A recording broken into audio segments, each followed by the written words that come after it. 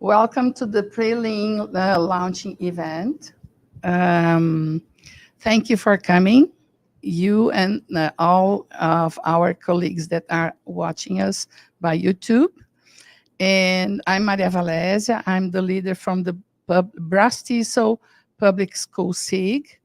And it's a pleasure to have each one of you here and all our colleagues from the other regions, okay? And today we are going to learn a little bit about this material we have organized for a year. And before we start talking about the material, it's my pleasure, and first of all, to thank CNA for the venue and for the technology for us to be here and with our colleagues from around Brazil. And I would like to invite Professor Marcelo Barros to say some words to us from CNA. Thank you. Thank you, Maria Valésia, and welcome everyone. Very glad to have you here, and our colleagues from other parts of the world with all the with what technology allows us to do nowadays. And I'm here very thrilled to welcome you to this place for two main reasons.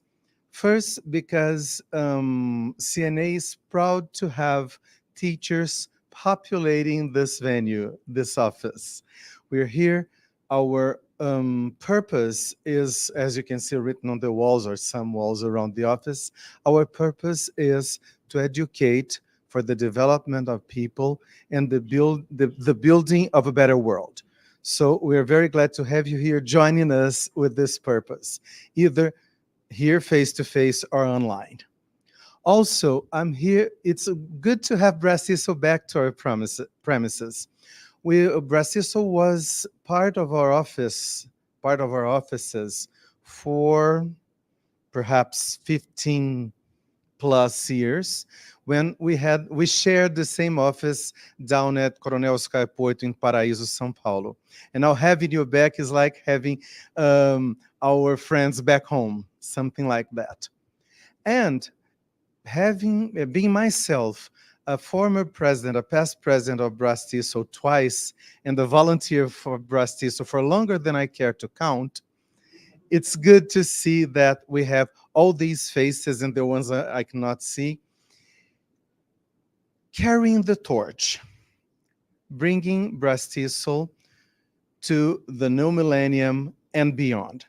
We've been around since the 1980s, and the idea from the very beginning was to join forces towards the development of the English language teaching profession in Brazil. And throughout these decades, we were able, BRAZ-TESOL was able, not because I'm wearing two hats here, CNA and BRAZ-TESOL, BRAZ-TESOL has been able to gather the most different roles in ELT in Brazil, from teachers of all sectors to publishing houses, to researchers, and our colleagues from elsewhere, having conducted or promoted 19 international conferences so far. And the next one, I think I'm taking part of the president's speech. And the next one will take part in Goiânia this year, and I hope to see you all there.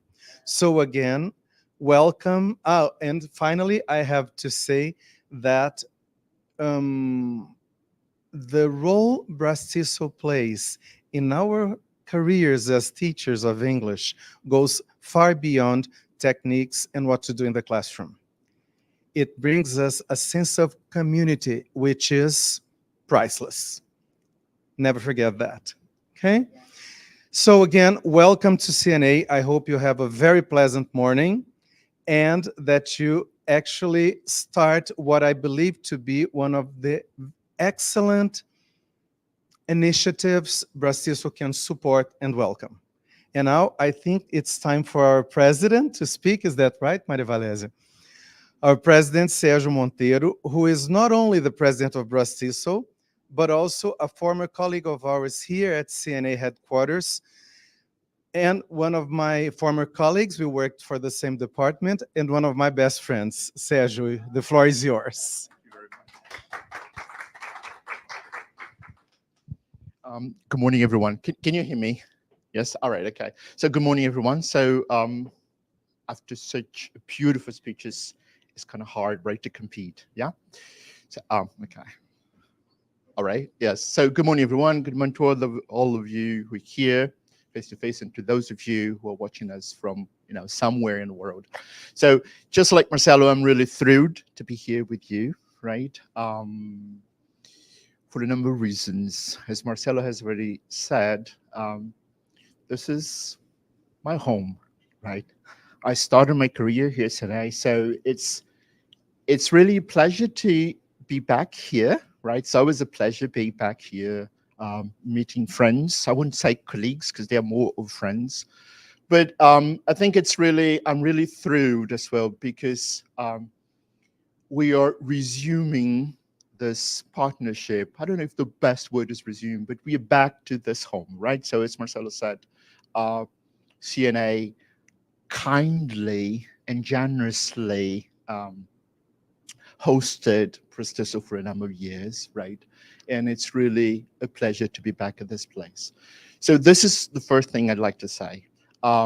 Second thing I'd like to say is that I'm really thrilled because we're going to the third part of this program, right? Which is of immense significance for us, right? Because as Marcelo said, we deal with teachers, English teachers from all sectors, right? But um, working, collaborating with teachers from the public schools is something that really um, makes us very happy, right? I mean, it's for a number of years, Prestiso has been known as an association for teachers, mostly for teachers coming from language institutes.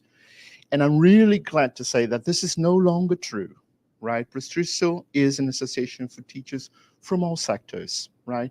From language institutes, from universities, and mainly for teachers from the public schools, right? I know that those professionals, um, more than anyone else, or just like anyone else, need support from the government, from private organizations, and mainly from Prestiso. So we are very thrilled to be launching this program, right?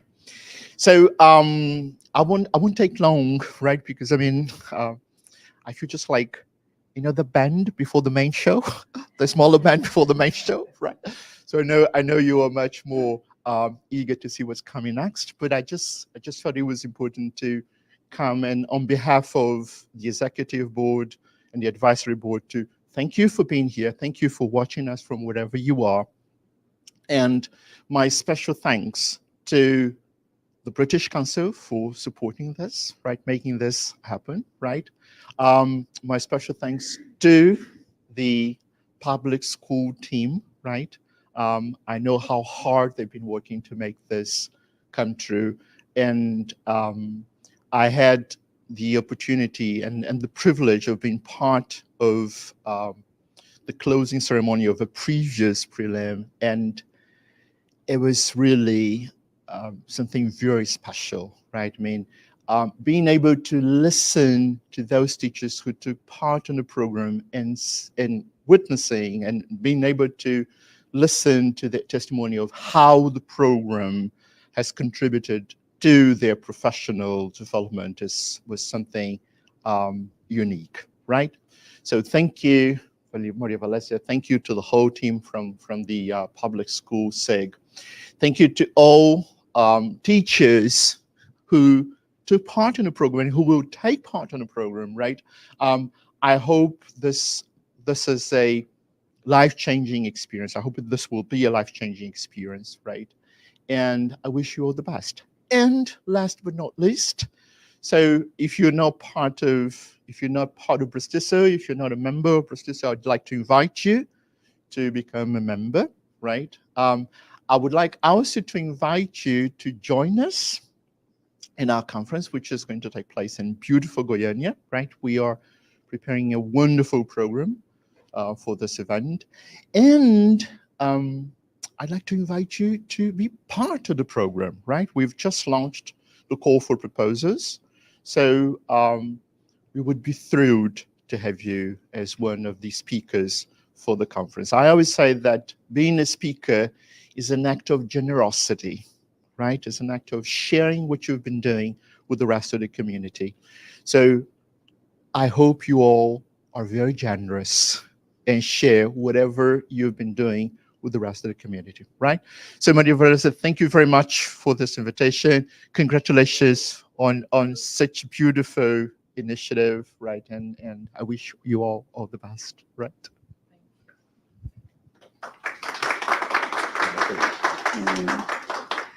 Thank you and BRAZ-TESOL to permit me to have my dream come true. That's working with public school teachers. And now I'm going to tell you a little bit what we have been doing here with PRELIM. PRELIM has 3 years. Okay, we are working with, thank you very much, Marcelo. Just a second. PRELIM is a program from the British Council. As you can see, we have some partners, English UK, British Council, and IATEFL. The coordination of this PRELIM 3 is in charge of, we are partnering with the Center of English Studies, and the coordinator of this part in the UK is Elizabeth Price. And for many reasons, we are not going to have her here. But we have Antonio, who's going to tell a little bit about CES. And then I'm going to tell you about all the work we have developed with PRELIM, and also about our group, the public school team. Okay? Could you come, Antonio, please?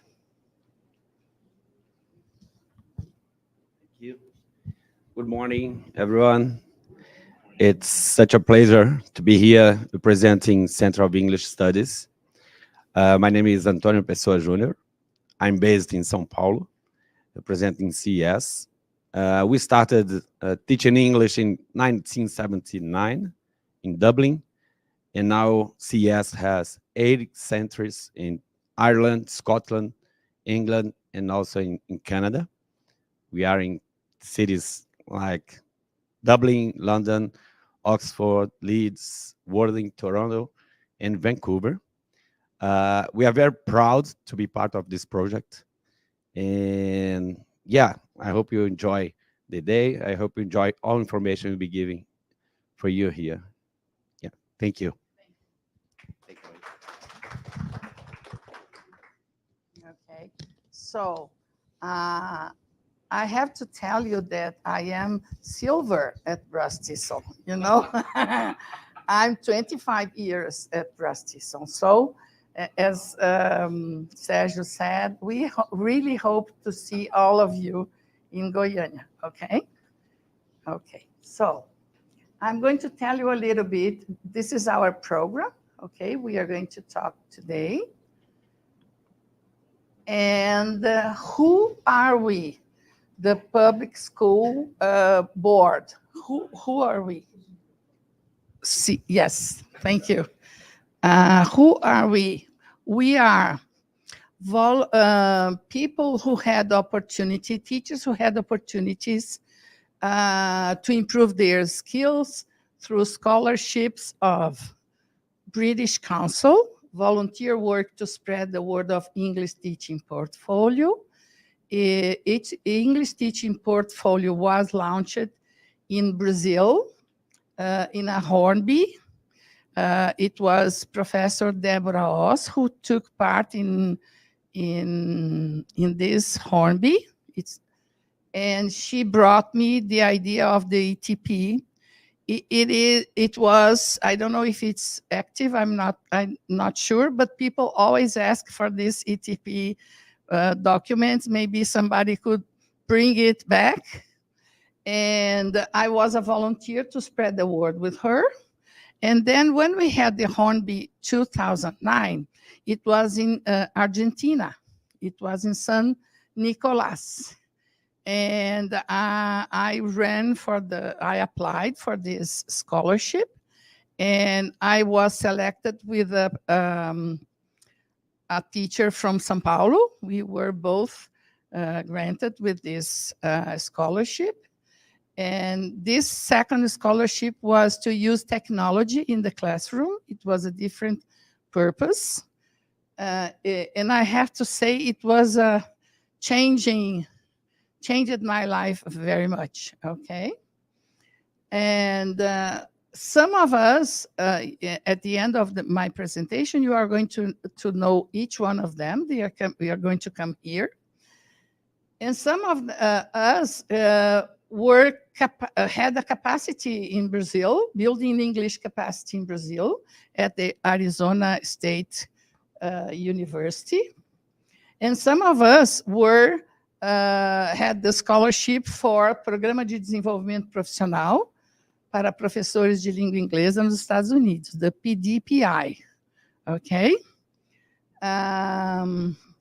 During my first, something to tell you, something very nice to tell you. My first BRAZ-TESOL was in Recife. And at this BRAZ-TESOL were the golden ages. So they raffled many trips to IATEFL, to inscriptions to IATEFL.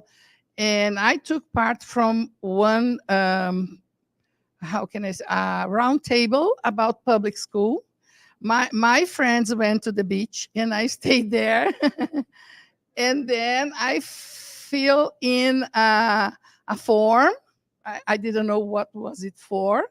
And I got a scholarship to England, you know, at the university. Yes, to the University of St. John and St. Mark. It was a changed my world very much in 1999.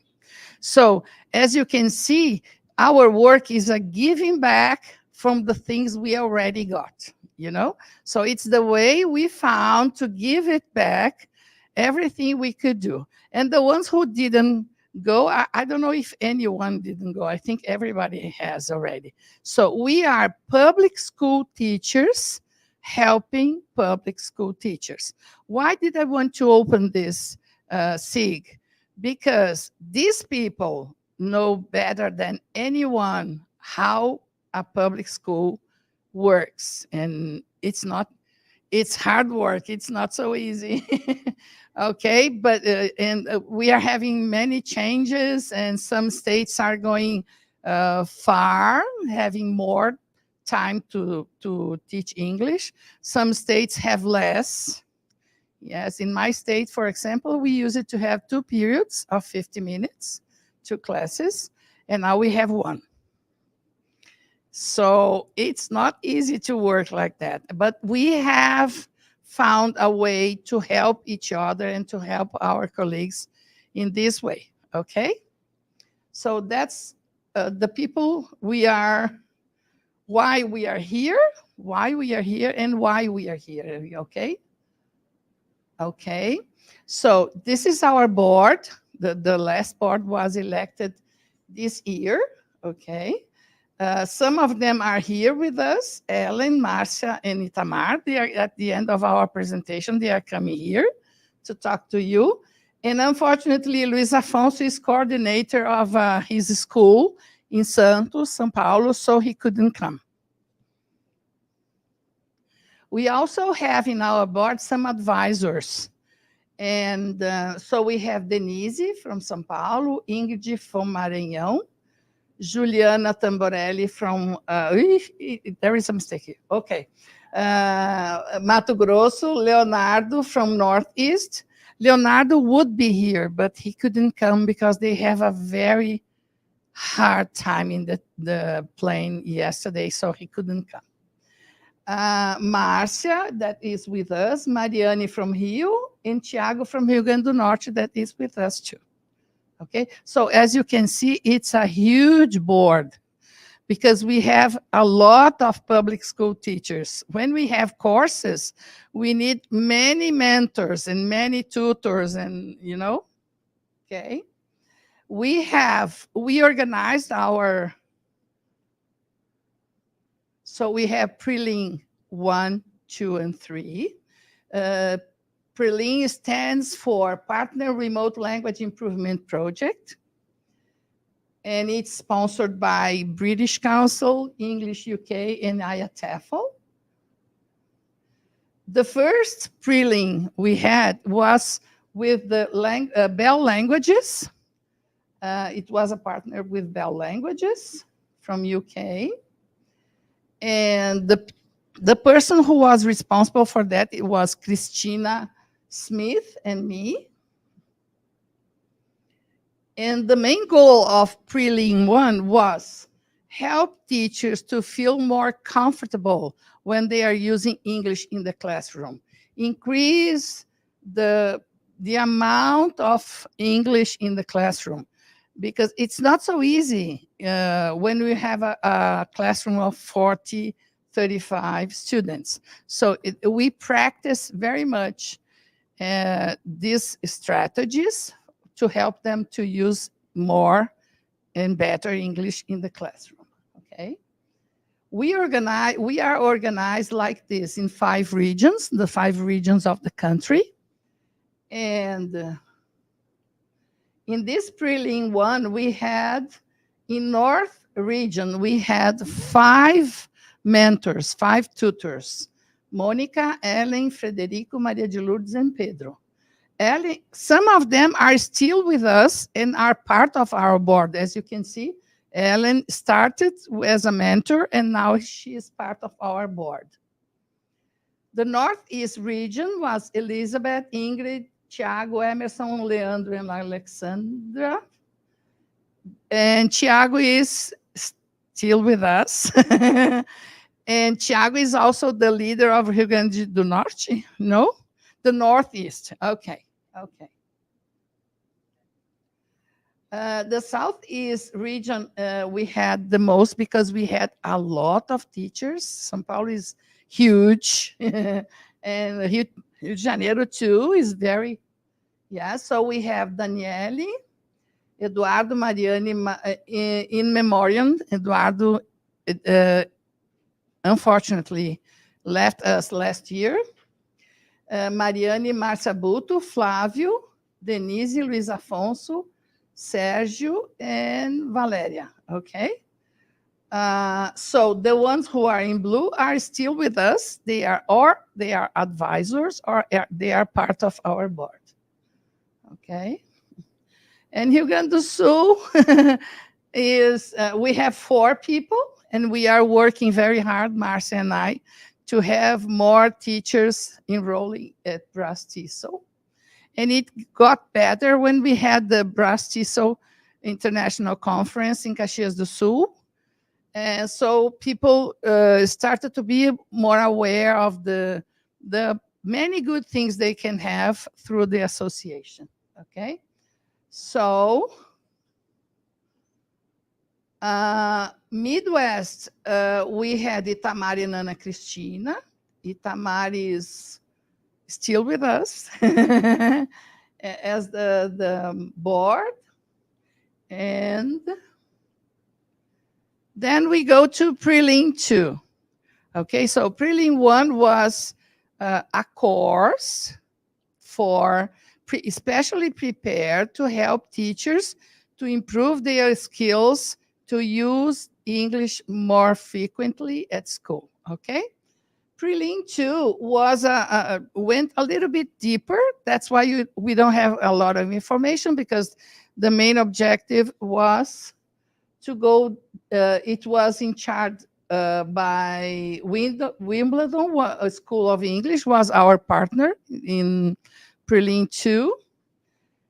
And the main objective was to improve languages with teachers and also grammar. So it was gather communication and also grammar to support the communication, okay? And now we arrive at PRELIM 3. PRELIM 3, it's a bit different because it was not a course.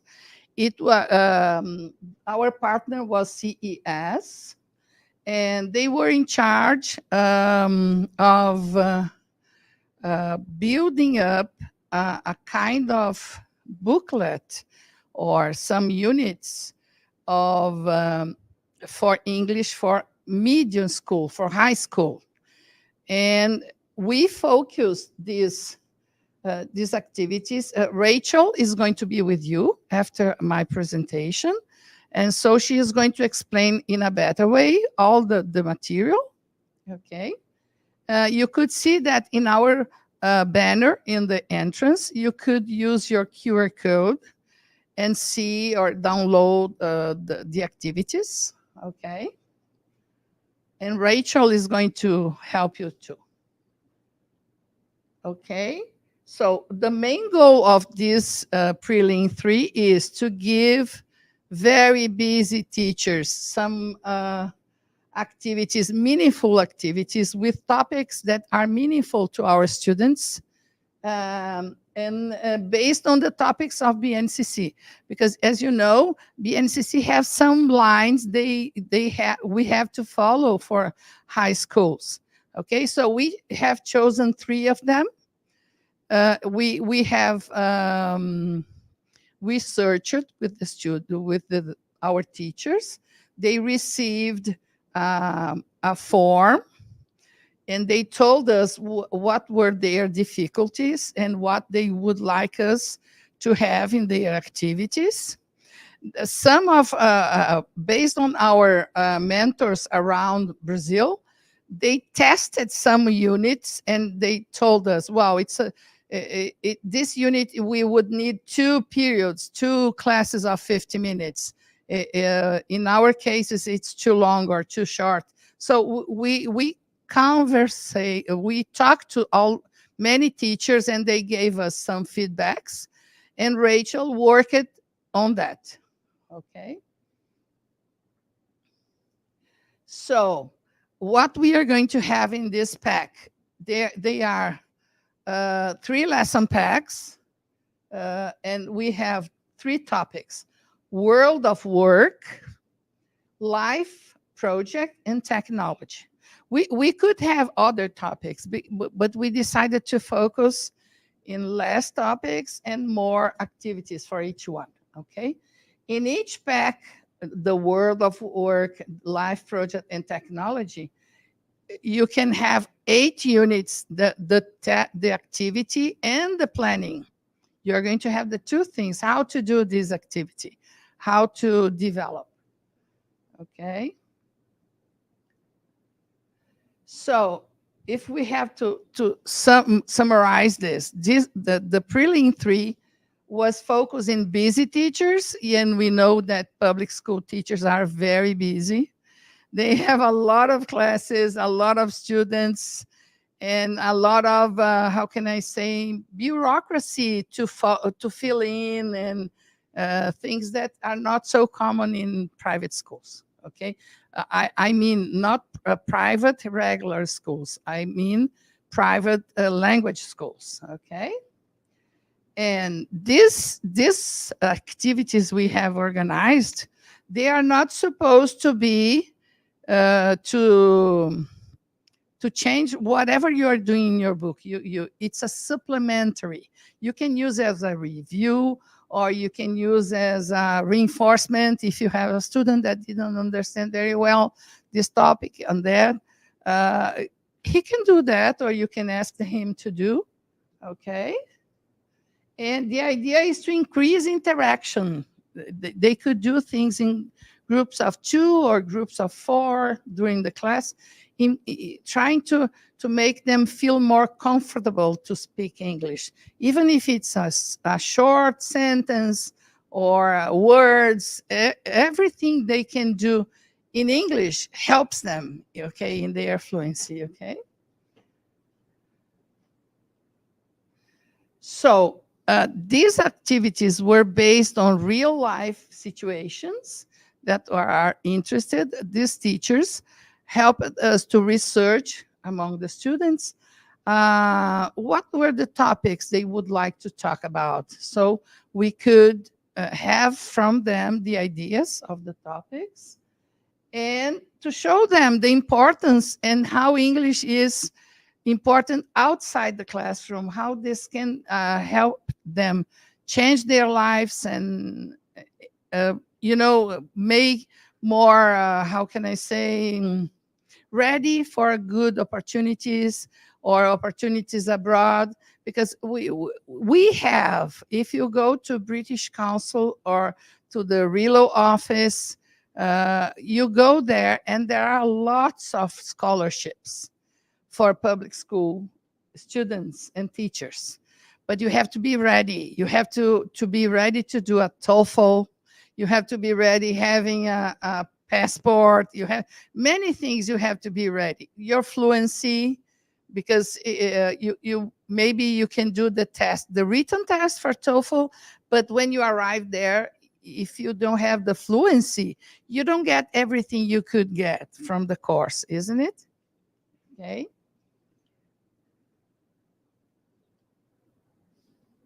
Okay, so if you want to contact us, you can do it by our email. Professor Marcia, that is outside, I think, helping with the credentials, and I have access to this email, and we open it frequently. Anything you want to talk to us, it's publicschoolsig@braztesol.org.pr. Okay, before we finish, I would like to invite my colleagues to come here and tell everybody where are you from, what's your name, and the region you are working for. Okay, from. Would you like to come, please, everybody? Por vez. Okay.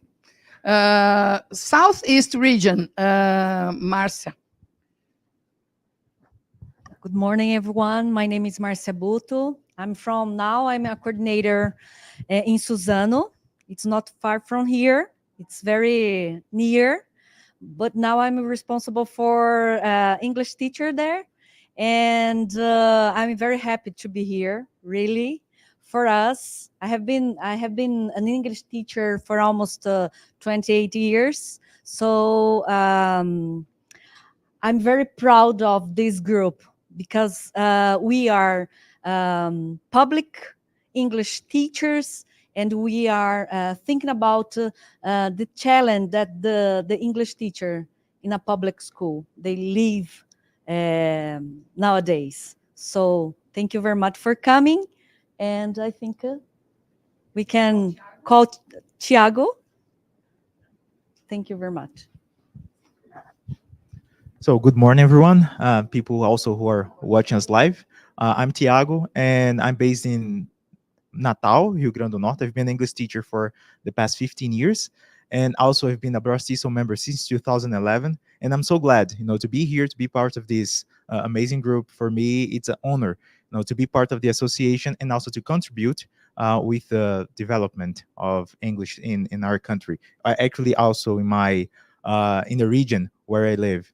So for me, I'm thrilled, and I also would like to thank you, the Valésia and Sergio, for the support that they have been giving us to continue developing and also spreading the word, to our fellow teachers. Yeah, thank you, Ellen.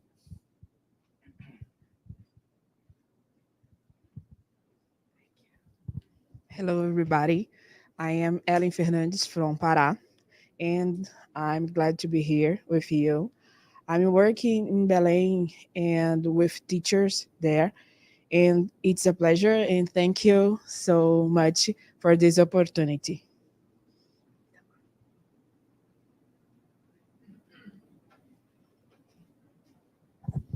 Good morning, everyone. The ones who are here in person and everyone else online. My name is Itamar. I come from Cuiabá, Mato Grosso. I work at a public school. And I'm very honored to be here because we are a group of public school teachers, and we believe in public school. And we are here, and we are working to help our colleagues because we believe it's possible to learn real good English in public schools, and we are working hard for that. Thank you. Good morning. My name is Juliana. I'm from Cuiabá, and I've been English teacher, or teacher of English, yeah? We are discussing about that. And I have been English, teacher of English for 25 years. But now I work at the Secretariat of Mato Grosso, and I work with a foreign language policy there. Thank you for the opportunity to be here. Okay. I'm the last one, yes? Marcia is the last one. Hello, everybody. My name is Marcia. I live in Caxias do Sul, Rio Grande do Sul, where I met Maria Valésia 19 years ago. I've been working as an English teacher or teacher of English for like, I don't know, more than 20 years. I really lost the count, but I love that. Like Itamar said, I really believe in public schools. I think we can make the difference in students' life, and it's amazing for me. Help teachers from all over the Brazil, people from north, from distant places. When they say teacher, it was the first time I had experience to talk to a native. I've never imagined I could do that. It's amazing. So I am really happy to be here, really proud to be part of this. And let's go, people. We are together, we are stronger. Thank you. Thank you very much, everybody. So Marcia and I are from Rio Grande do Sul. So you could see we have people around the 5 regions, and some of them couldn't be here, but they are with us, sure. Okay. So now we are going to have our workshop that we have organized with Rachel. Rachel is the teacher who organized all the material, so you can have all the orientation, and she's going to let her email if you have any question, if you want to know more about it. She's going to be with you after that, okay? So hello, Rachel. Hmm? Mm-hmm. Yes. Hello, Rachel. How are you? You. Oh, here we go. Okay. Hello, everybody. I hope you're all well. It is an absolute honor to be with you guys virtually. I'm just going to introduce myself and speak a little bit on behalf of my wonderful colleague, Liz, who couldn't be with us today, but she's here watching, I know. So my name is Rachel Ball, and I am a teacher and teacher trainer at the Centre of English Studies, and I was the trainer that was involved in this project. And it's been such an exciting project for us. It's been almost a year since we started, and it's just been such a fantastic opportunity. On behalf of myself and everybody at CES, we are so grateful for our collaboration with Brazil. We have many friends and colleagues and connections with Brazil, and we love that this is the opportunity for us to give back to you guys as well. So as we collaborate a lot with Brazil, we have many students from Brazil across our centres, and they have played also a vital role in getting the student input across all ages for making this project possible and giving us such valuable feedback, as well as our kind of contact with the teachers as well across the country. And just listening to all of you guys speaking, listening to the speeches, I'm with you guys in spirit from across the pond, but your passion for making a difference and supporting your teachers is truly inspiring, and I'm so grateful and honored to be a part of what we have created, and we really hope that it does help you guys in making that difference. So and you're all extremely welcome, and thank you so much for coming. Thank you to everybody who's watching, and thank you to everybody who could be there on the day. So my responsibility here, my plan is to go through a little bit into detail about the actual project itself.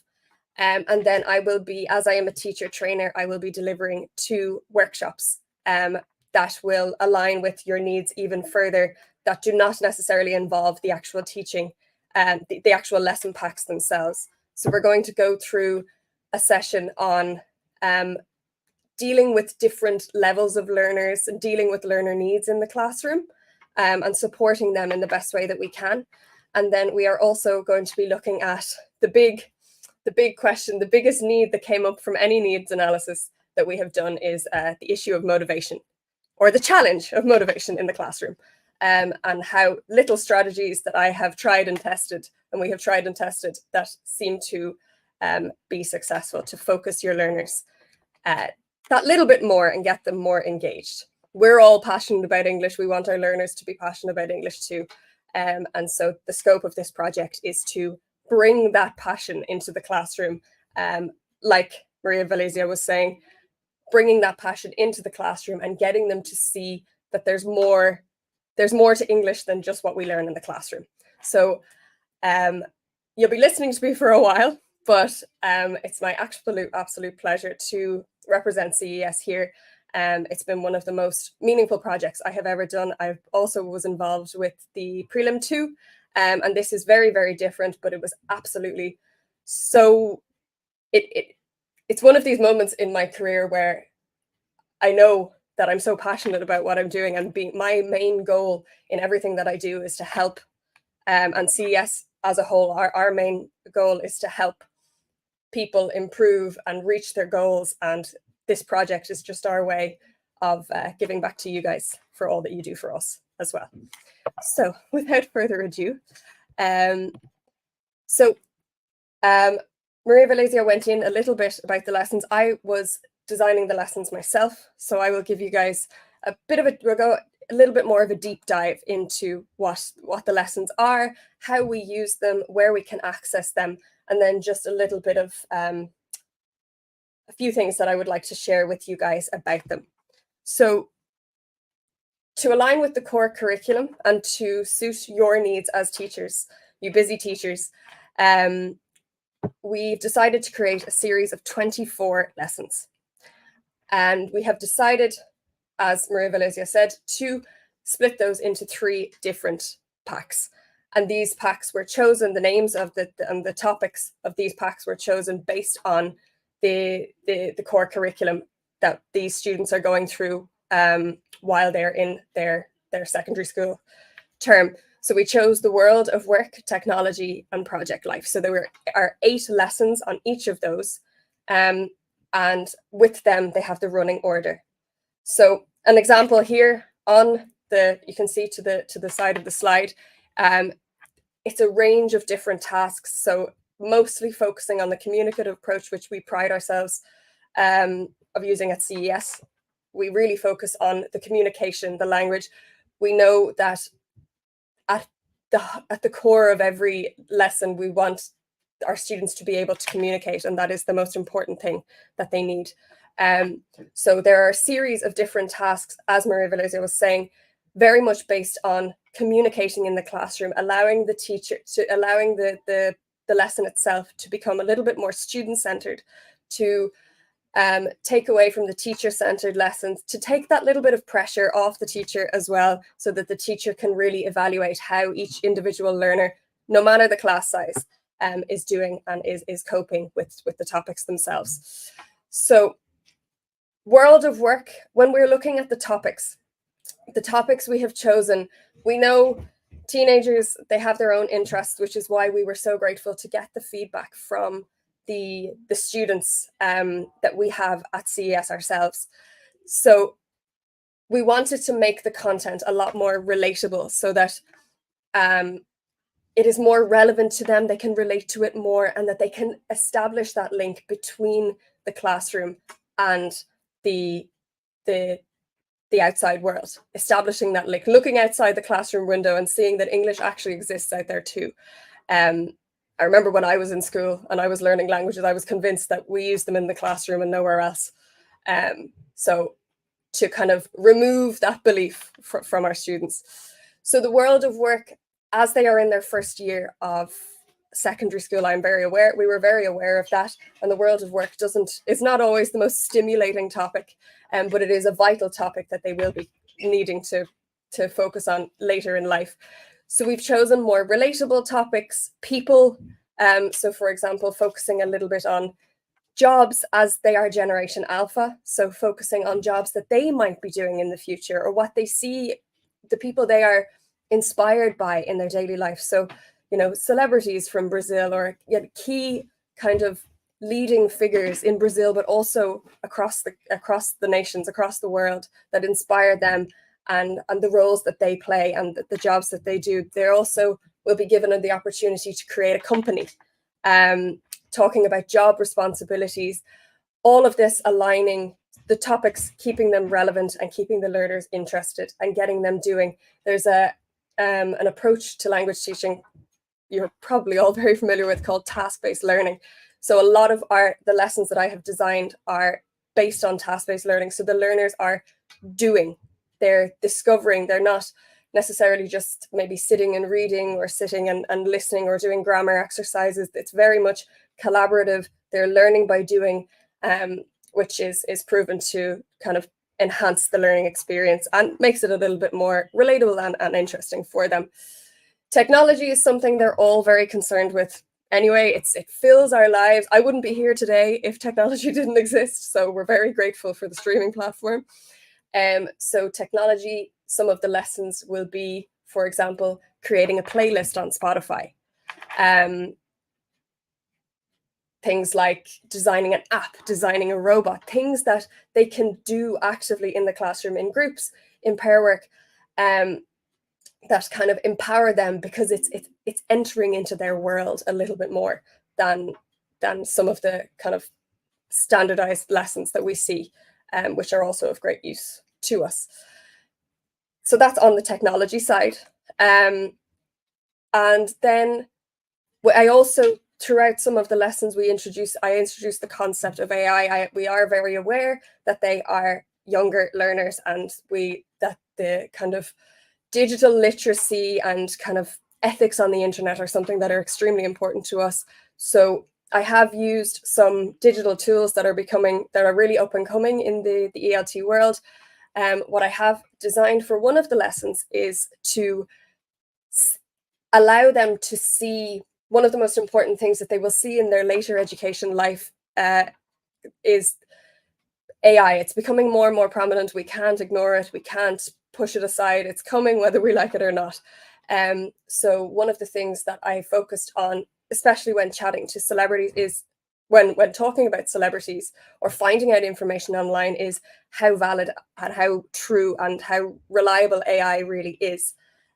So they can experience that for themselves. I have created a series I've trained some kind of like AI bots to mimic celebrities. And they will see whether they will have a chance to find the real information, and then to see if AI does actually give them that information as well. So a little kind of secondary aim of that is to raise awareness of, you know, how wonderful the internet is, but also how wary we need to be of that. So real life lessons. In terms of project life, then, it focuses really on two parts. It's kind of the individual and then the group as a whole, or within Brazil, but also worldwide, giving them that awareness to world culture. So from the individual perspective is they are very much teenagers in their first year, not even teenagers, 12, 13 at the age that they're in their first year of secondary school or high school. So getting them to understand things like what motivates them, their core values, their personality. Who are they? Who are they compared to their peers? Not compared to their peers, but who are they, and what do they want to do with that? And that will also build motivation in itself. Also, topics like environmental issues, things like fast fashion, things like Black Friday, topics that are of great interest to them, but seeing how these topics exist in an anglicized world as well, and sometimes to be able to access their favorite celebrity or what they're interested in. TV series, for example, there's something on Netflix as well. So seeing the link between those two things. So as I said, each lesson pack will include 8 lessons, and within each lesson pack, in each individual lesson, there will also be the materials themselves, which have been designed based on the needs analysis. They are very specific, tailored exactly to what you guys need as teachers and what the students need themselves. So when we were considering, you can see on the side of the slide as well, this is an example of one of the worksheets. And I will say, I will just add just before I go forward, is that some of the lessons, we are very aware that you do have that limited time in your classes every day on a weekly basis. We know, we are very aware that you only have between 45 to 50 minutes. So what we are trying to achieve with that is some of the lessons will be split into 2 parts. So they will have the kind of preparation part and then the production part, all of which, even within the preparation part, they are actively communicating with one another. So that is just one thing that I wanted to add there. So when we were considering what to include in these lessons, when we were considering how to go about it in the best way possible, what we wanted to include, the heart of it was the teacher and student needs, as I mentioned before. So we did a series of student analysis with our students here, but we also really focused on what you guys as teachers needed. A lot of the things within education can often be out of our control, but the things in our control, we took active steps to make these changes. So the needs of the teachers that came out the most for us were the timing, of course. So they're all 45-minute lessons. They're timed to 45 minutes, but also I do want to kind of highlight the fact that they are guideline times. If you need to, of course, spend longer on some of the topics, you do have the freedom, of course, to do that. They're just guideline times that will fit everything into those 45 minutes. And also big class sizes, which was something which we will be dealing with, and the different levels in the classroom, we will be dealing with that in the workshops as well. So you will have access to some of the teacher training that we offer here in CES, as well as a part of our teacher training programs. And the other thing that we really focused on when designing these lessons for the teacher, to serve the teacher in the best way possible, is that we all know that teachers are busy people. Maybe we don't have a lot of time on our hands, but we want to produce very quality lessons. And sometimes the preparation can be the part that the lack of time for preparation can be the part that takes that away from us. So all of the lessons are ready to go. And we have done it in such a way that it does align with the core curriculum by bringing those 3 key topics into each and every lesson. And you will see a range of vocabulary, speaking activities, short writing activities. Collaborative writing is one of the main things that we have included, so that writing can also become communicative for the learners. I find something that works very well with learners. They can find that writing can be quite a solitary task. And by using collaborative writing with the effective monitoring in the classroom, that writing can actually become an enjoyable task, especially when the topic is relatable. So there's the QR code at the event, I believe. I also have the QR code on this slide if you want to take a quick look.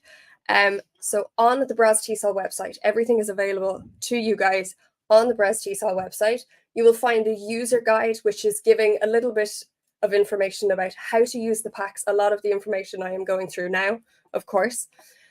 So all the task of the teacher in this is very much to choose something that you think will suit, or something you think that your learners will enjoy.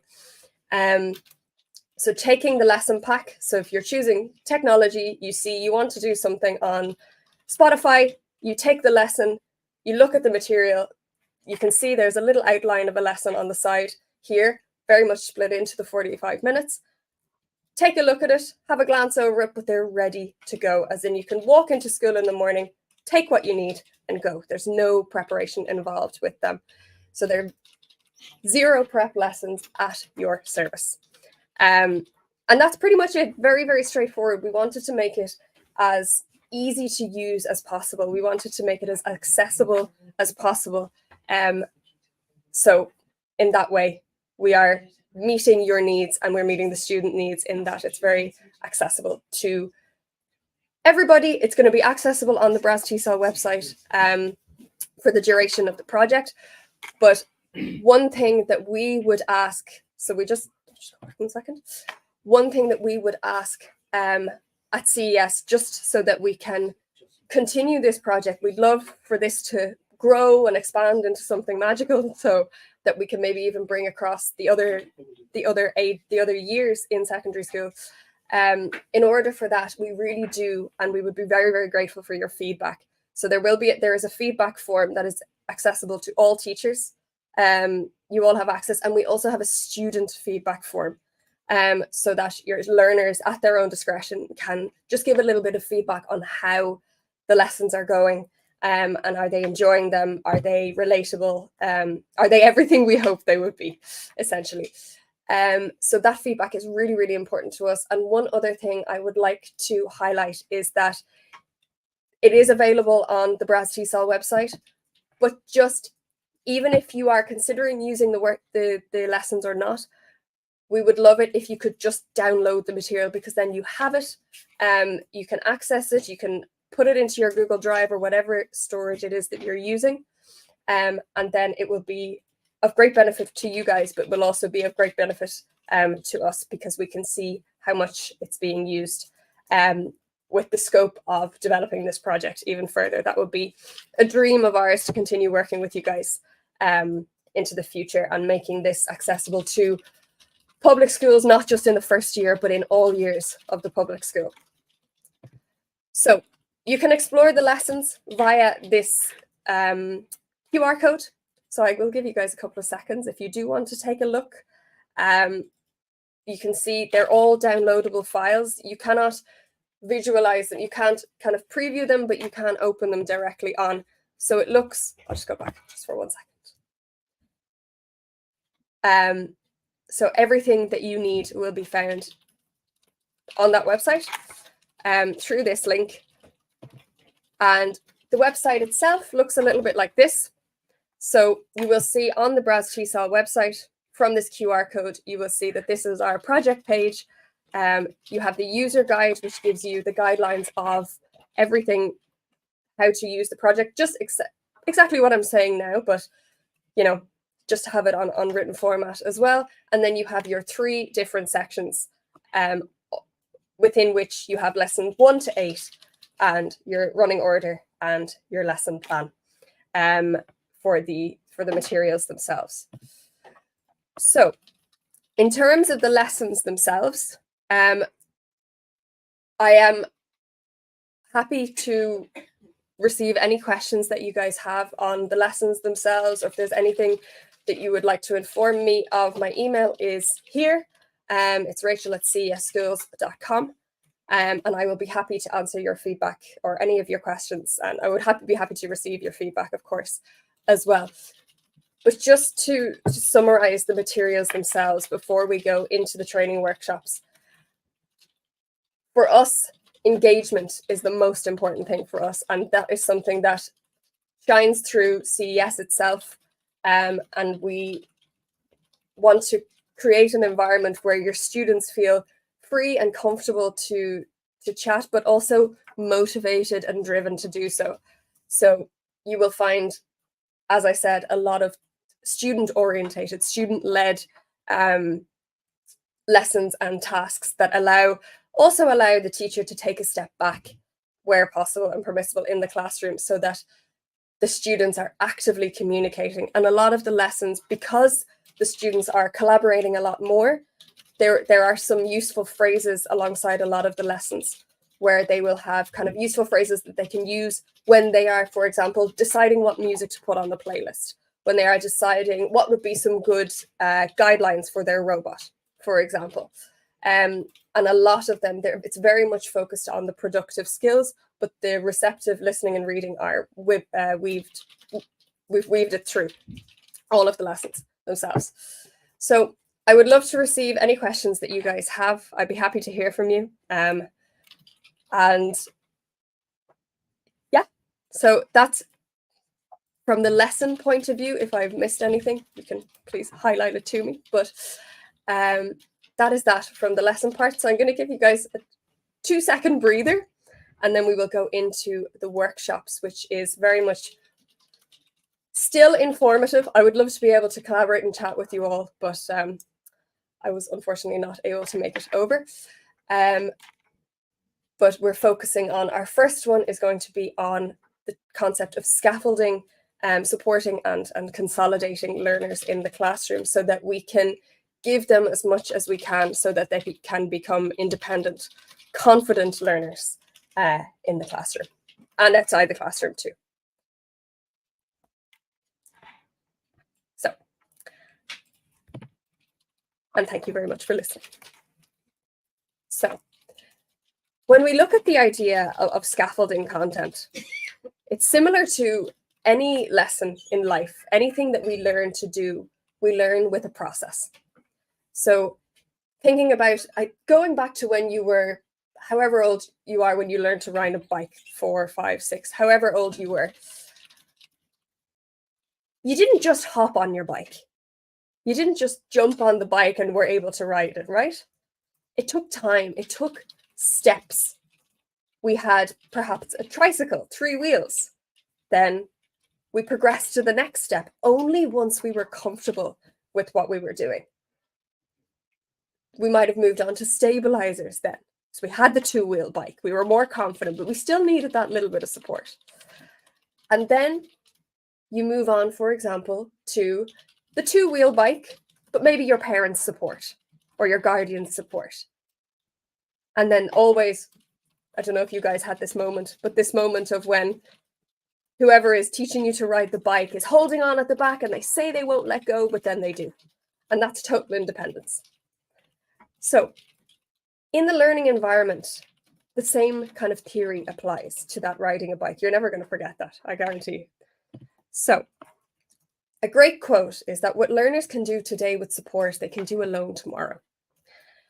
And I have a strong belief in this in this being true.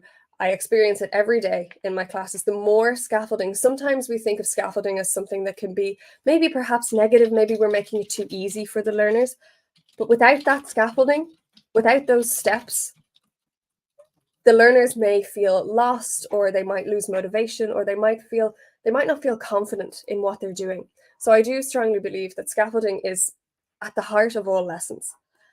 So, and by giving them this scaffolding, by giving them this support, they are in turn able to focus on a specific step itself without feeling pressured or stressed to get everything finished. They're focusing on this part of what they need to do in the bigger picture in isolation, just the way we teach grammar. We don't get them to produce using, I don't know, the present simple or the present perfect straight away. They notice the grammar. Then they look at the meaning and the form and the pronunciation, any pronunciation elements that they need to focus on. Then we get them to do control practice. So they're in an environment where mistakes are possible and welcomed, but there's a small chance of them because it's of those mistakes because it's very structured. Then, only then, when we feel that they're more comfortable, we move on. We take away the scaffolding, so to speak. The same thing happens with every single skill lesson that we teach. If we want them to produce a writing, what elements are involved in that writing? If we want them to do a presentation, what elements are involved in that presentation? So in this way, we can support our learners the way that they need it most. And I often find that often the more steps, the better. Because something that may seem almost perhaps obvious for us or obvious for some of the maybe stronger learners in the class might not always be the same for everybody. So we're dealing with that differentiation of perhaps the less able and the more able learners in the classroom for various reasons. So, and knowing that, yes, scaffolding should be temporary, but sometimes it does take a little bit longer for the learners to be able to ride that bike independently. So sometimes some learners might need a little bit of support for longer, and that's welcome and that's okay. So in doing this, when they, like I've said, when they complete each individual task, they are then more able, they're confident. It's like they're ticking the box. I've done this, next. I've done this, next. And they can keep going until they build it, until when they get to the point of when they do the major task itself, it's not overwhelming anymore. Learning a language can be quite overwhelming. It can be quite stressful, especially when we are considering so many different elements. So when we break it down, when they get confident with each individual step, they are then confident to bring all of those steps together to create the final task. And it becomes a little bit less overwhelming, a lot more manageable. So you can have a think in your own time about maybe there's a lesson that involves a lot of steps, or could you break down that lesson even into smaller steps themselves? If I was with you, I'd be getting you guys to do this. And it can be done for every single skill. Every single skill. It can be done with grammar. It can be done with listening, speaking, writing. So I'm going to give you guys some examples of the receptive skills, and then I will actually guide you through a scaffolded writing lesson. And again, the email doesn't, the contacting me doesn't just go for, it's not just valid for the lessons themselves that we have created as part of Prelim. You can also ask any questions you have about these sessions, and they're more than welcome. I'm really, really happy to help. It's one of the things that I love to do the most. So when we look at receptive skills, the context of the text. Yeah, so giving them, setting the context, activating what they already know, maybe getting them to predict so they have that relation with the text, so that they're already connected to the text or the listening or the video before they even go about it. Any vocabulary that's going to block them, to elicit that, to not leave it as the focus of the lesson, but to elicit that, or to focus on a deducing meaning from context activity where they see the words in context and they have to guess the meaning, so that those words do not block from the task at hand, whether it be reading for gist or specific information or detail, or at maybe higher levels, even things like inference. Using visual organizers can be very, very useful. A lot of learners, they like to see. A lot of learners, they're very much visual learners. They really, really benefit from seeing what they are doing. So it can be words into categories. Maybe it can be pictures. Maybe it can be different aspects of the text or the listening that they need to take notes on. And if you're going in, for example, to using, for example, if you're going to take some grammar or some vocabulary from language post-reading, maybe underlining that so that they are aware of it. There are so many different ways that we can split our lessons into different stages and make it just a lot easier for them, still maintaining the challenge. And it like I said, sometimes it was something that I struggled with at the very beginning, because sometimes we think, oh no, that's too easy. No, you know. But at the end of the day, even if it is a small step, sometimes we do need to focus on, I'm a firm believer that sometimes we need to focus on the basic before we focus on the complex. I know sometimes you might get students maybe at higher levels where, you know, you're revising the present simple and they're thinking, oh my, why are we doing this? But then highlighting that sometimes when we go towards the past perfect continuous or something like that, sometimes it's those basics that are lost in the way. So there's beauty in simplicity, is what I'm trying to say. Looking at different model texts and using a wide range of texts, making them aware of lots of different styles of text. When we look at productive skills then, and this is one of the lessons that I'm going to be going into with you guys, I will be sharing a lesson with you. So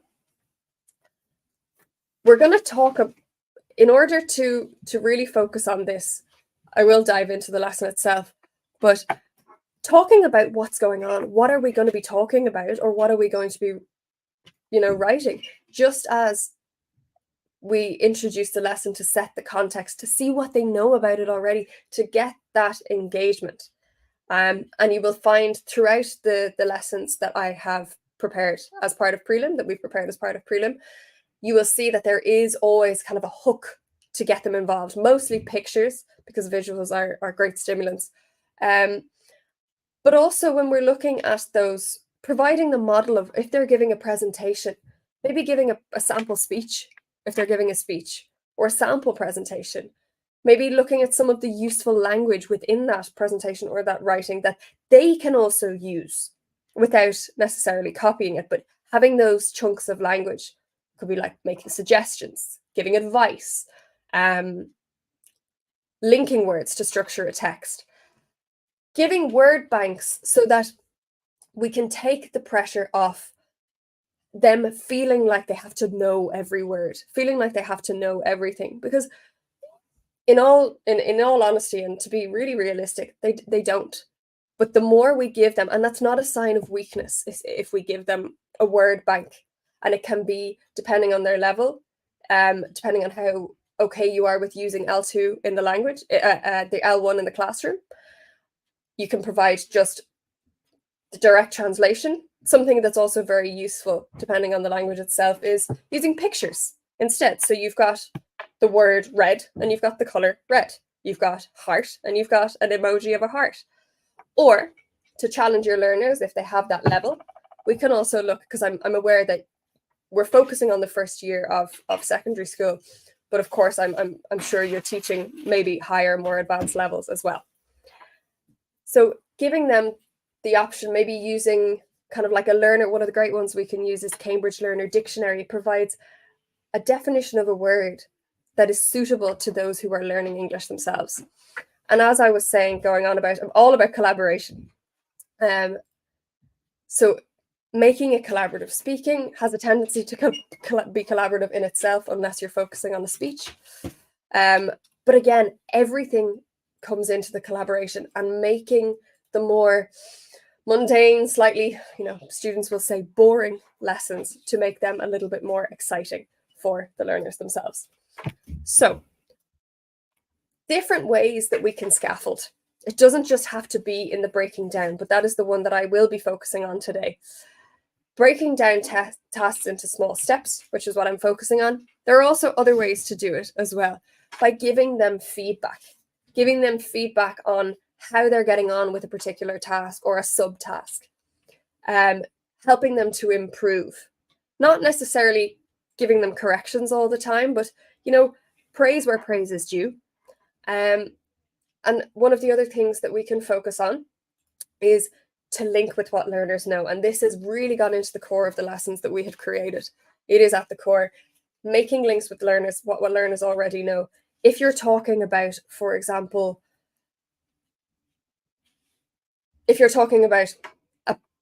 let's say you're looking at something like, just to go out of the English context a little bit, if you're looking at maths, for example, a percentage sign. Percentage signs can be quite straightforward. We see them everywhere. But if we can make that link with, where do you see a percentage sign? Think about it now. Where do you see a percentage sign? The battery on your phone, or the sales in the shops. If we can create that link with the outside world, but also what learners already know, which is why sometimes starting a lesson with an image or maybe a short video can be quite useful, because then they can discuss what they already know about the topic. And the lessons that we have created are topics that they will be interested in. And then again, I've said this already about the visual organizers. So I'm going to go through a lesson that I created as a part of my Delta. So, and it's a very well scaffolded lesson. So the task, the end product of what they're going to be producing is an email giving advice. So the first thing I started with was, I gave them just a little picture about of two tourists, and they look completely confused. They don't know what's going on, to elicit the context of advice. So I asked them a couple of questions, maybe, for example, you know, how do they look? How do you think they're feeling? Do you think they're at home? Kind of concept questions to check to see their understanding. Once we got, and then I would ask them, what do they need? They need advice, eliciting the concept of advice. And then the personalization of this. So with us, I was dealing, for this particular lesson, I was dealing with students that came from all over the world to study in Dublin. So I asked them, did you get advice before you came to Dublin? What was the best piece of advice that you received? So they're engaging with the topic. We're linking with what they already know. And it's something that's personal to them because they've experienced it. Then I provided them with this text with a simple gist task, because the focus of the lesson is not reading. It's what we're going to get from this text itself. So they were given this text, and they had to answer one very simple question, was what did Tom give Maria advice on? They read through it nice and quickly. The answer, like I said, this is a very, very simple step. But it gives them the context. They know they're talking about advice, and they have the main idea of what this text is about. And these steps don't take very long because they are quite straightforward. The next step they are focusing on then was examining the structure of the text. So they had the text in front of them. They unfold the page, which is why there's that line there. They unfold the page. And after they unfold the page, they have to choose. Again, very, very simple, but very, very effective because it stays in their mind throughout. And it's like by going through all of these tasks, we're ticking off a little checkbox. So now we're focusing on what is and what isn't an informal email of advice. So do they have paragraphs? Do they have shortened sentences? Do they use contractions? And they will see in the text that they have in this little reading from the previous slide, that they will be able to answer these questions. And again, giving them the opportunity to compare with their partners, giving them the opportunity to highlight where it is that they saw this, makes it more of a collaborative task. So we've looked at what a model text looks like. We've looked at what is the topic of what we're going to be doing. We've looked at how it's structured, the key structural elements. And now this is moving on to, the next part is moving on to some of the key language that they're going to be looking at in the text. So a lot of the time, students become more familiar with formal styles of writing than informal. So these might be some that they will be familiar with. So certainly, dear, however, therefore, yours sincerely. Their task here is to go back to that text. So the one text is so versatile because it's being used for everything. They have to go into that, they look at the text, and they try to find the equivalent words in the text. And again, this can be done in pairs, depending on the level of the students. It can be done individually and then compared afterwards. And that's another tick. Then the next part of that is to find there were three phrases of advice, to find the three phrases of advice that are in this text. And they will be able to underline them. So then now they have this huge repertoire of vocabulary, of useful language, of the structure. They have this all in their awareness, and they're okay with that. Some stages might take longer than others. For example, this section might take a little bit longer, but that's okay, allowing them the time they need to do that. So we think the next stage is probably writing, right? No. Breaking it down as small as possible. So the model text that was given to them was about someone going to Canada. But one of the big things when we're writing, where we're doing a writing lesson, is that they have a tendency, maybe you've experienced this too, they have a tendency to do almost like copy paste. So giving them a text that is not very similar along the lines to what we want them to produce, but nothing that they can actually copy. So this is an email that they receive Again, the context is very relevant because they're all studying in Dublin and they'll probably have friends from their countries or from different countries who want to come to Dublin too. So they have to read this text. And one of the most important things when we're writing to someone is, what are we writing? What are we responding to? So a very quick reading task, they go through it and they decide what they need advice on. Again, so simple. But it pinpoints exactly what they need, and this will help them to stay in focus. So you can see for yourselves, is it easy to find a job? What are the schools like? How much are your living expenses? So those are the three core things that they need to answer within their email, and that's highlighted for them. And they can also see some examples of the informal language that is used here. Again, still not time to write. So we're focusing on one other element of this.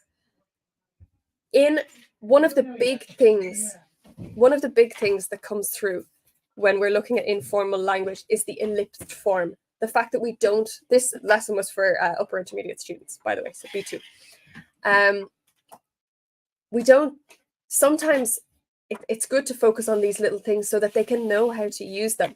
So even trying to complete this yourselves as I'm talking, what are the words that are missing here? This is all, of course, the teacher guide ellipse phrases we would not be giving to the students themselves. Say shortened sentences. So great to hear from you. It's great to hear from you. Talk to you soon. I'll talk to you soon. Sounds great. That sounds great. Or it sounds great. Planning to stay for a long time. Are you planning to stay for a long time?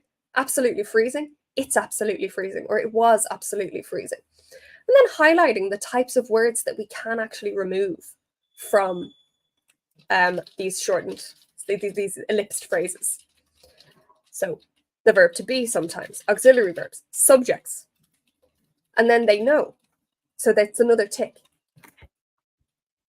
Now comes time. So going back to the email itself, they have the 3 subjects, 3 topics that they need to include in their email. And then they are given, this is quite small, I'm aware, but they are given the matrix. This is the planning matrix. And I swear by these. I think they're brilliant because it's in box form. They are given the opportunity, they know not to write. You could even include little bullet points, because the one thing that happens here, because we've got so many steps, they're probably thinking, yeah, what are we going to write? So you're giving them, this is a collaborative writing lesson. So in they are split into pairs. This was the way I did it. So they both have equal say. They both have different experiences. They both have equal say on the topics themselves. So you're giving them the structure, but they're not writing it yet. They're getting their key points ready in bullet point form so that then they can go and expand into their sentence form afterwards. So they have the useful phrases they're going to use in each paragraph. Any notes that they need to consider. You've got the structure of it as well.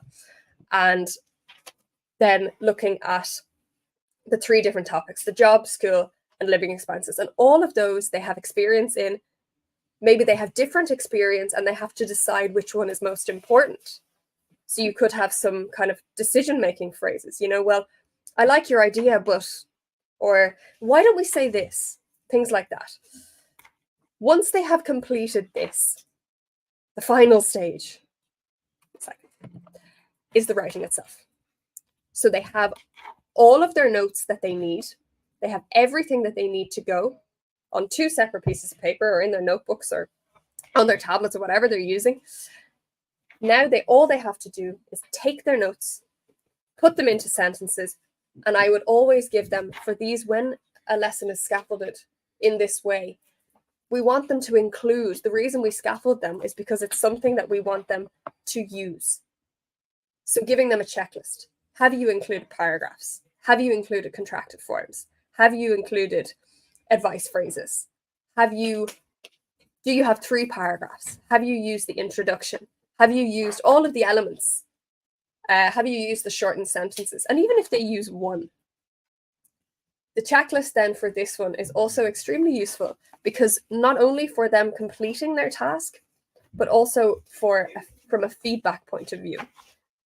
So before they publish, so to speak, their letters, something that we use in CES very often is the concept of the error correction code. Because these guys were B2, they were more or less quite well able to correct their own errors. So this was a little task, a little error correction task for them to do. It could also just be used as a guideline to get them to know the little codes, the error correction codes. So in this particular lesson, I always ask them to find the error. And then they have the option to do some peer correction as well. So advise, you should save, are you going to, if I were you. And then they will be given another group's assignment, email, and doing some little bit of correction. Of course, that does depend on the level of the learners. After everything's finished, they've done their final draft. I always call this the publish time, the time that they publish what they're doing. So what I will do, I will take the paper that they give, I will put it up on the wall, and I will give each of them a checklist where they have to bring a pen with them. They go around, they read them, and they have to see, have their partners or have the other groups in the class, where feasible, have the other groups in the class achieved? Have they ticked off everything on the checklist? And then they're given the opportunity to just sign the one that they think is the most useful for them, the most well-written, the best advice, and then they give feedback on that. So in that way, the feedback is classroom feedback. It takes the pressure off the teacher a little bit. Of course, the teacher will take the grammar, take them up and look at the grammar and see if everything is, or the vocabulary, the accuracy, see if it's being used in the way that they would have hoped. But it gives them an active role in the classroom, which also helps to promote that autonomy, which is our goal at the end of the day, of course. So that's an example of a scaffolded lesson, a little bit long-winded, but we're going to look at now the idea of consolidating learning, making sure that what the input we have given has been taken in. So the different ways, I won't get you to discuss, of course, but you can have a mental discussion if you wish. So monitoring in the way we can consolidate during our tasks. So when we are getting them to work collaboratively, when we're using the peer work and the pair work and the group work, that is kind of at the heart of what we have created for you guys, being able to monitor and see if everything is okay, how important monitoring is to see that everything is going well, and that gives the teacher the opportunity to see if everything is going okay, or where maybe they need to pause and maybe review a little bit. Reviewing at the end of, this could be done at the end of each task, it could be done at the end of each lesson. And then moving on to personalizing the learning. So again, making it relevant for the learners, getting their own experience. And by using a student-centered approach, by giving them the opportunity to collaborate, by giving them the opportunity to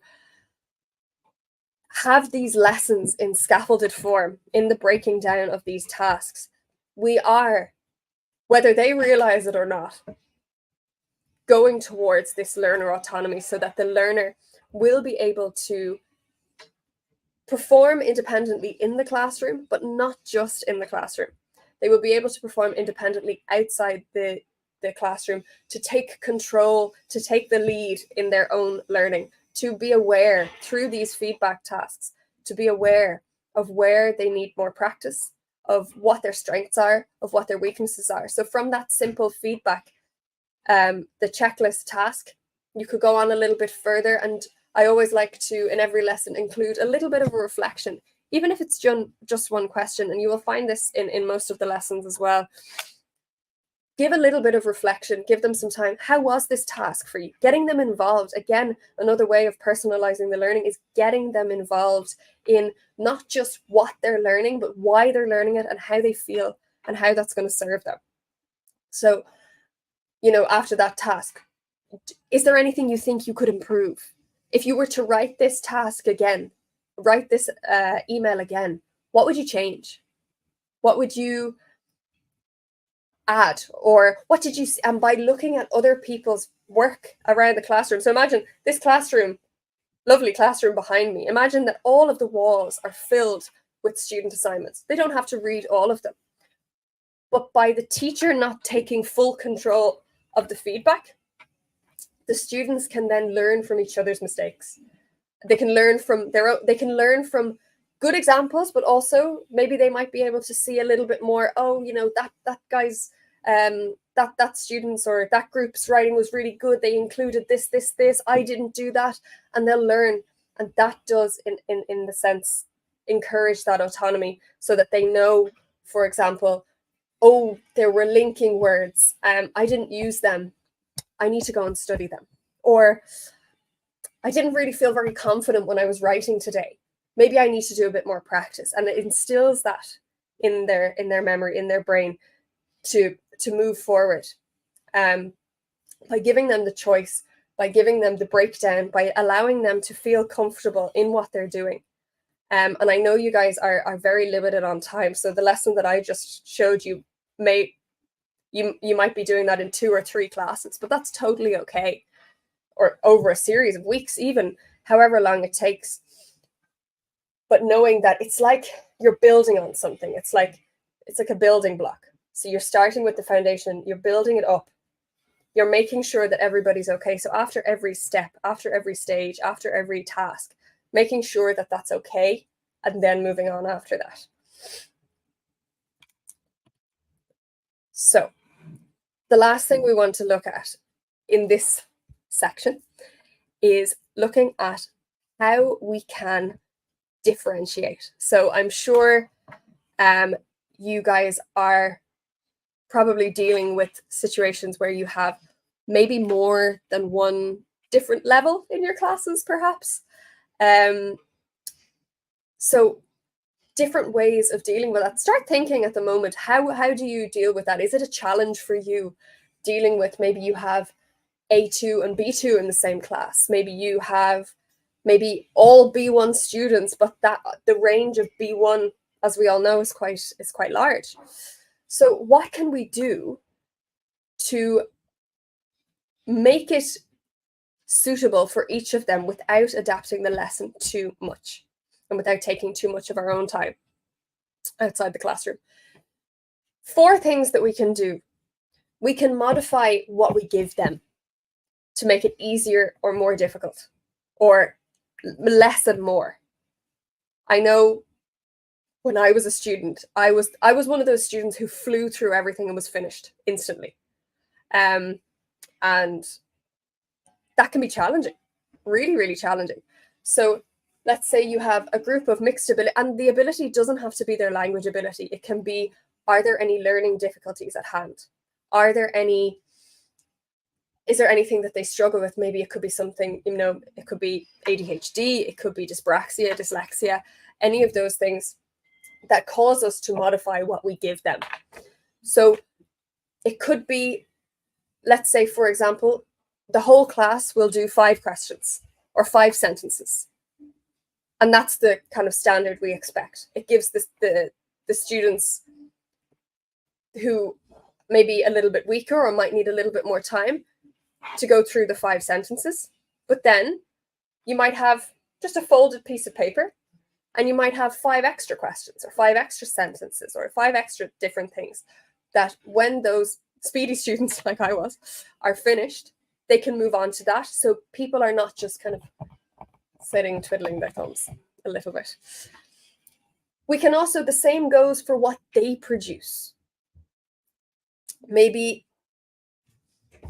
or for example, with the input as well, maybe we can look at, one of them might have to read 2 texts, one of them might have to read 1. One of them, for example, maybe if you know you have a weaker student or a student with a difficulty, you might give them a visual organizer, but with the student, or you might give them the definition of the words, but with the student, and again, it could be on the same worksheet. Something I like to do is always give the students the option, if they feel like, maybe there's something that I don't see, if they feel like they need it, they can open that page and they can use the glossary or whatever it is they need. But I will always say, you know, take your notes if you need them. If you don't need them, don't use it. Use the visual organizer if you need it. But if you don't need it, that's okay. If somebody's not very confident in speaking, maybe you can give them a pick for the output side. If somebody's not very confident in speaking, using the whole idea of the universal learning, universal design of learning, giving them different outlets that they can express. So it could be someone might really like writing, someone might really like drawing, and giving them the opportunity to express in different ways. Doesn't always have to be the quantity of what we give them. It can also be what we get them to do. Presentation, podcast, whatever it might be that might interest them. I know this third one, modifying learning outcomes, because you guys are aligning with the curriculum, can be quite challenging. But what we expect of them, so it's very much in line with the output. You know, we might have a scale of what we want, what we think our learners are capable of achieving in the class. So maybe for certain students, the learning outcome might be a little bit less, or a little bit more, or a little bit more. Maybe you might expect, if you're focusing on writing, maybe you might expect more from one of the stronger learners than one of the weaker learners. It doesn't mean that they're any better or worse than each other, but they're at different stages. They're at different stages of their language journey. Every single student is different, no matter, and I'm sure you agree with me when I say this, but every single student is different. In the classes I have, there's such a wide, even if they are at the same level, their abilities are completely different. One will be extremely passionate about speaking and the other one will barely say a word. One will be really passionate about writing and one of them will detest it, you know?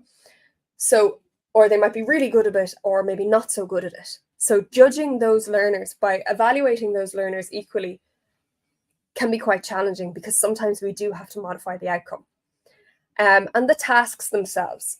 One example I will give for this is when I was doing my Delta, my area that I focused on was learners with dyslexia, for example. And a lot of the tasks had to be modified for that, given the nature of the learning difficulty. So one thing I would, modifying a way to modify the task, for example, with them, would be to give them the option to use text-to-speech or speech-to-text. So that if they were struggling with the reading element, but they didn't want that to impede their understanding, they would be able to listen to it. Or if they were struggling with the writing and the spelling aspect, which is very common, they would be able to in turn dictate what they say, and that would write it down. Yes, there are limitations to this too, of course, but modifying it in a way, also modifying the tasks in a way that mostly we give students black and white paper. With a student who has a learning difficulty like dyslexia, the harsh contrast of the colors can be very challenging. So putting it, all of the lessons that I designed for that would be blue and orange, or, you know, yellow and very light black, changing the font. So the way we change it, we can, although challenging as it may seem, we can design a class and a lesson that will suit everybody in doing those little things without affecting and without creating that competition in the classroom. Everybody, and highlighting that not everybody is the same. You're not going to learn as fast as your colleagues. Your colleagues are going to might be quote unquote better than somebody else in the class, but better at what? Removing that kind of comparison. It's okay if you take a little bit longer. It's okay if you fly through things. It's just a difference in ability. And I think, especially with teenagers, that can be quite challenging, because maybe they're not motivated at all, which we're going to focus on in the next section, but maybe they're not motivated at all, or maybe they're very motivated. And, you know, that sometimes being motivated can sometimes come off as, you know, yourselves, it can come off as, you know, smart person in the class, or, you know, it can come across in so many ways, but just finding that nice little balance. And also, you know, getting them also to work together, having stronger and weaker, so to speak, learners working together. If a student is really, really fast at finishing a task, getting them to help, because in that way they are just consolidating their own knowledge even more. If somebody is struggling with using the past simple and you have one student who's extremely confident in that, using that to your advantage, setting some guidelines and boundaries, of course. It's not that I know this and you don't. It's more, you know, I know this, so let me help you. And establishing those boundaries in the classroom as well. And this is where some of the project life things will come in. There's a lesson on ethics in a fun way, I promise. There's a lesson on ethics, and you know, it could be ethics within the classroom as well. You could adapt that if you wanted to. What's okay and what's not. What boundaries are okay and what's not. What is it okay to say and what is it not okay to say. So I will take a breather and I'll let you process. But the next topic is going to be motivating the unmotivated. So to have a think, if you're working, if you're sitting beside someone, or you can turn your back to them, you know, how big is motivation? I'll just get you guys, even for 2 or 3 minutes, if you can split yourselves into groups. I can't see you guys, but that's fine. Talk to the person beside you, or the person behind you, or the person around you. If you just want to think about this for a minute, what low or no motivation, what issues does it cause in your classroom? Just have a think about that for a couple of minutes. So you've got teenagers, they're not interested necessarily in English. Maybe you're lucky and you've got really motivated students. And that's great. But 2 or 3 minutes with a group.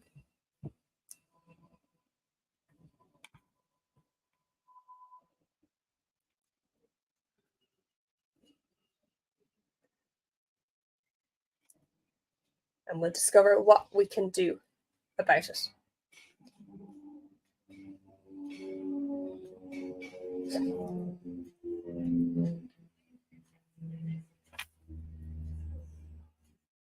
Give you guys a chance to hear each other's voices and not just mine.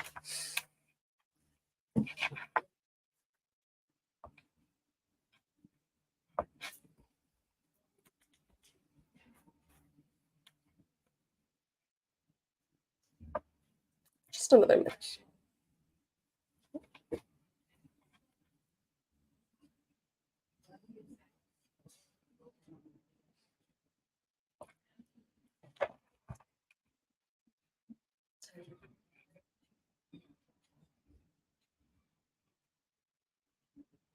Maybe you have some certain experiences that motivation has been the leading, the cause of in the class.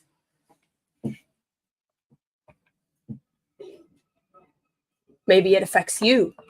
How does it affect you as the teacher? How does walking into a class of this, just, no, lights are on but nobody's home situation?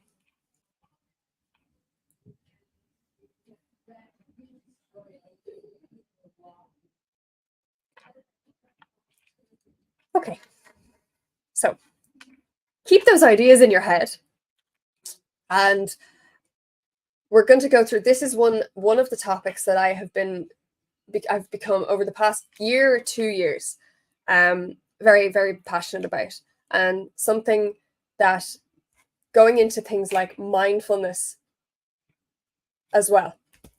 So I myself, as well as being a teacher trainer and a teacher, I'm also a mindfulness coach. So I always kind of take some of the principles of that into the classroom, and motivation is one of those things. And it's something that I think we can all agree. You can nod your heads at each other, but I think we can all agree is motivation is one of the factors that can affect the dynamics of a classroom the most. And it can be motivation because they're not interested. Maybe they're in school because they have to be, and they don't really want to be. Maybe they don't like English. I know something's so hard to accept because we all love it, but maybe they don't like it. And it came to a point a couple of years ago where I had there were some classes that I had and they were so lacking in motivation. And I thought, Rachel, you have to do something about this. So I'm going to share with you some of the tips that I have accumulated over the years to help build that. And I know, like I said, you guys are very limited with your time, but in the project life, this is something, these little tasks are something that you can weave into those lessons as well, or just take 5 minutes at the start of the class. Of course, you don't have to do all of these things in one go. You might find, what I always say with the sessions I deliver is, take what resonates and leave the rest. If there's something that you think will work with one group of learners, but it won't work with the other, that's okay. Yeah. The one thing that I want to express here is I'm not here to preach. I'm not here to say that I am the expert on motivating students. But these are some of the things that work for me, and I'm sharing them in the hope that they might be of use to you as well. So, thinking about some of those causes before we go. Maybe it causes disruption. Maybe it causes, maybe you don't get as much done as you would have planned. Maybe lack of motivation in one student affects the other student, because we all know that when somebody, emotion is infectious. If somebody is not motivated, it might in turn influence the person who's next to them to not be motivated, even if they came into the class feeling motivated. There might be someone who's just sitting there. I don't know, maybe for you guys at that level, maybe are mobile phones an issue in the classroom? A lot of the feedback was sometimes mobile phones are not allowed, or maybe you can't do anything about it. Maybe they're on their phones a lot. Maybe they're thinking about what they have for dinner, what they're having for dinner. Maybe they're thinking about, they're teenagers. Do they have a crush on anybody? It can be anything that is affecting them. Maybe they didn't have breakfast in the morning. Maybe they're tired. Maybe they didn't sleep very well, which is the same thing. But maybe they didn't sleep very well. Maybe they had a really stressful bus journey in. And that can all be a contributing factor. But from the feedback that we got on the needs analysis itself that we received from you guys, and thank you so much to everybody who completed it, it made it so meaningful for us to directly serve your needs. But the feedback that we received was that learners don't have motivation. They lack motivation because they don't see the point in learning English. You can raise your hands if that's true. I know I can't see you, but anyway, look, we love the engagement. So they're not interested in English. They don't have the motivation because they don't see the point. And I'm hoping that after all of these lessons, that you won't need to motivate them anymore, because they'll be internally motivated or intrinsically motivated. And when we look at motivation, there are 3 types. There's intrinsic, probably the most rare of all, the rarest of all. Intrinsic, that comes from within. The student that you get and they say, I'm learning English because I want to. I'm learning English because I really like the language. A rare occurrence, I know, but we love it when that happens. I think every time I hear a student say that, I actually jump with joy, because it's something that we don't come across so often. And the energy and the motivation that those students bring to the class is phenomenal. But just because they don't have that right now, maybe, doesn't mean that they can't have that. Doesn't mean that their intrinsic motivation cannot develop.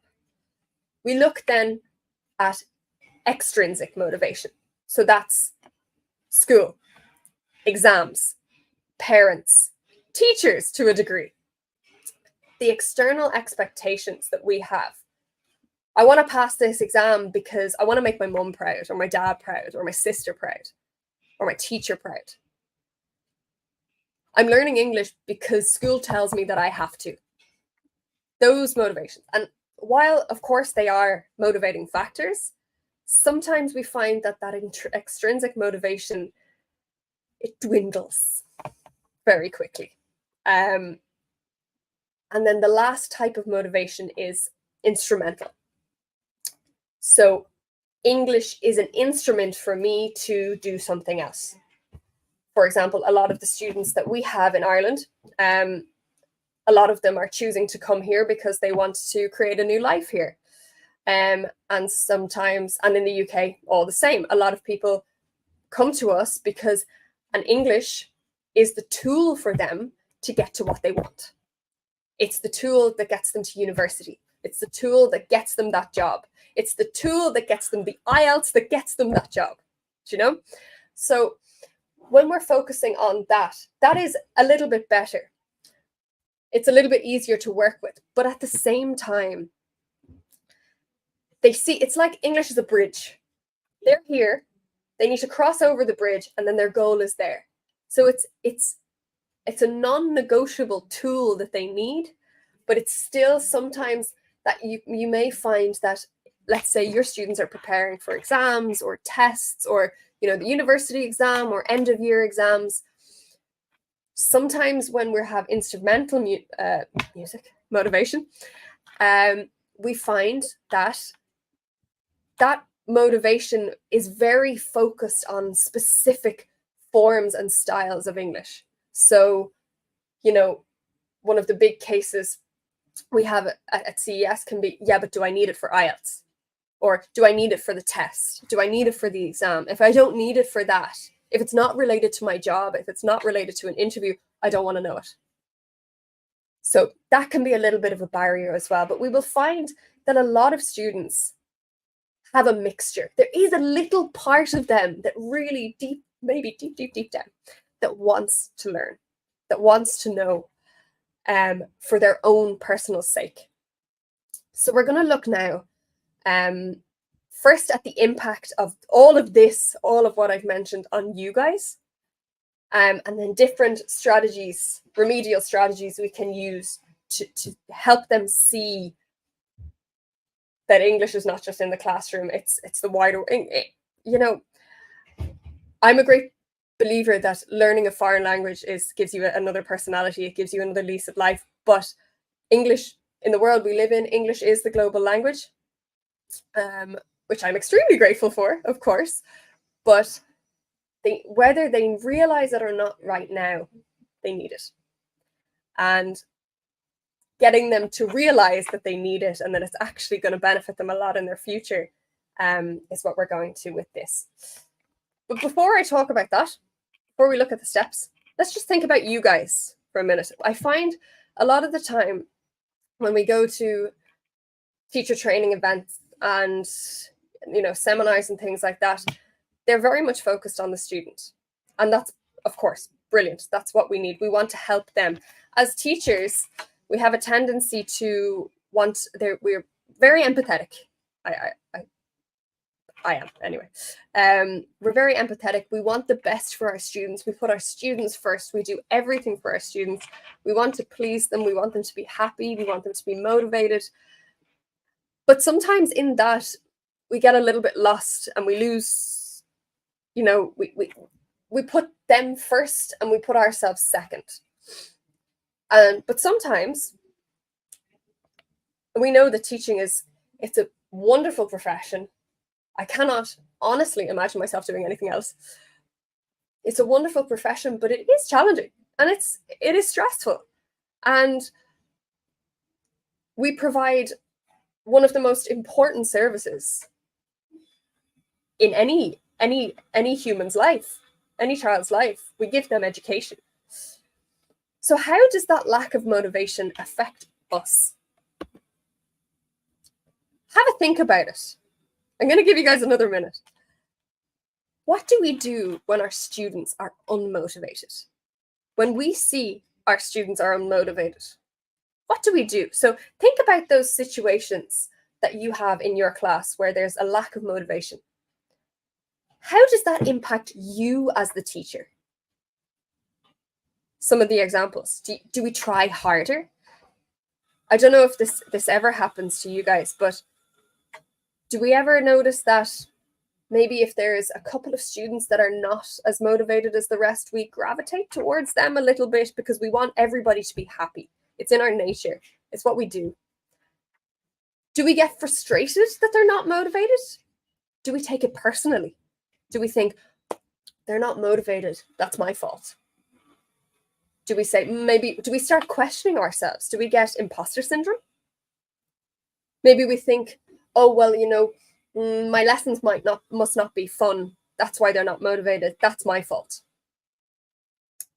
And when we start thinking about those feelings or those impacts that we have, just going back a little bit to remembering that the motivation doesn't always come, that the mood that your students are in when they enter your classroom is completely out of your control. How they feel in the classroom is in control, but how they feel outside the classroom, or what happens to them inside the classroom, did they have time to eat breakfast? Was it raining? Have they gone to the toilet this morning? Do you know, such simple things, and yet something that can, you know, really impact how they perform in the class. Sometimes I will often ask in training courses and in my own courses, on a scale of 1 to 10, how do you feel? How are you feeling today? And they might say 8 because, you know, my brother ate my cereal, or, you know, 6 because my dog was barking last night. And then you know. And when we build this rapport with the students, when we help them understand that, yes, we are the teacher, yes, we have the authority, especially with you guys teaching and teaching younger learners and teenagers. Yes, we have the authority, but, you know, we acknowledge that they are human. We acknowledge that they, just as, for example, we may get frustrated, and this is an extremely Irish thing to say, but what if the cafe had no oat milk? We're obsessed with all these different types of coffee orders in the UK and Ireland. What if the coffee, if I don't have, not me personally, but if there's no oat milk left, or if there's that really nice croissant that we like in the bakery and there's none left by the time we get there, that affects our mood. That affects our motivation as teachers as well. So knowing that, the one message that I would like to convey to you guys before we get as teachers is, please don't take anything personally. Because a lot of the time, most of the time, it's nothing to do with you. And what is not to do with us, we shouldn't take personally. I know it's really hard to accept, but it is one thing. Don't take anything personally. If you take any notes, write that down. So, it's not our fault. There's so much that we cannot control. We can control our space, and that's it. So the strategies. We've looked at that. How do they affect us? Maybe they make us feel bad. They make us feel sad. They make us feel like we're not good enough. They make us feel very frustrated. Maybe like we want to give up, like there's no hope. There's always hope. Always. So when we look at these barriers to motivation or these barriers to learning, and you will be a little bit more chatty in this session, a little bit more kind of communicative. But what do learners fear the most? They'll never say it, especially teenagers. They'll never say it. But what do you think your learners will fear the most? Why is it they're not speaking? Is it because they don't want to, or is it because they're scared to? Why are they not performing as well as you know they can? What is that doubt or that fear that they have? Just take a moment. If there's somebody around you, maybe you can share it with them. Or just think to yourselves, just for a moment. What are your learners scared of? Maybe thinking of the shy learners. Why are they not speaking? Is it because they don't want to, or are they scared? What is it that's stopping them? And I will share with you some examples. Just take a minute.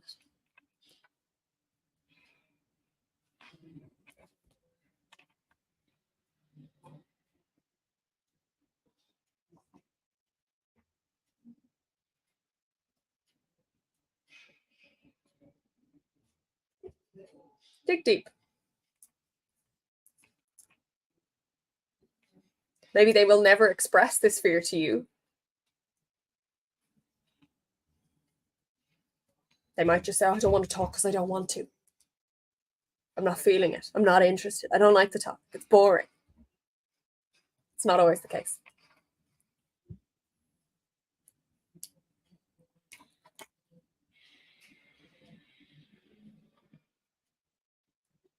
Just another minute. Even if you're not talking, just take a little time to process. This is a lot, I know.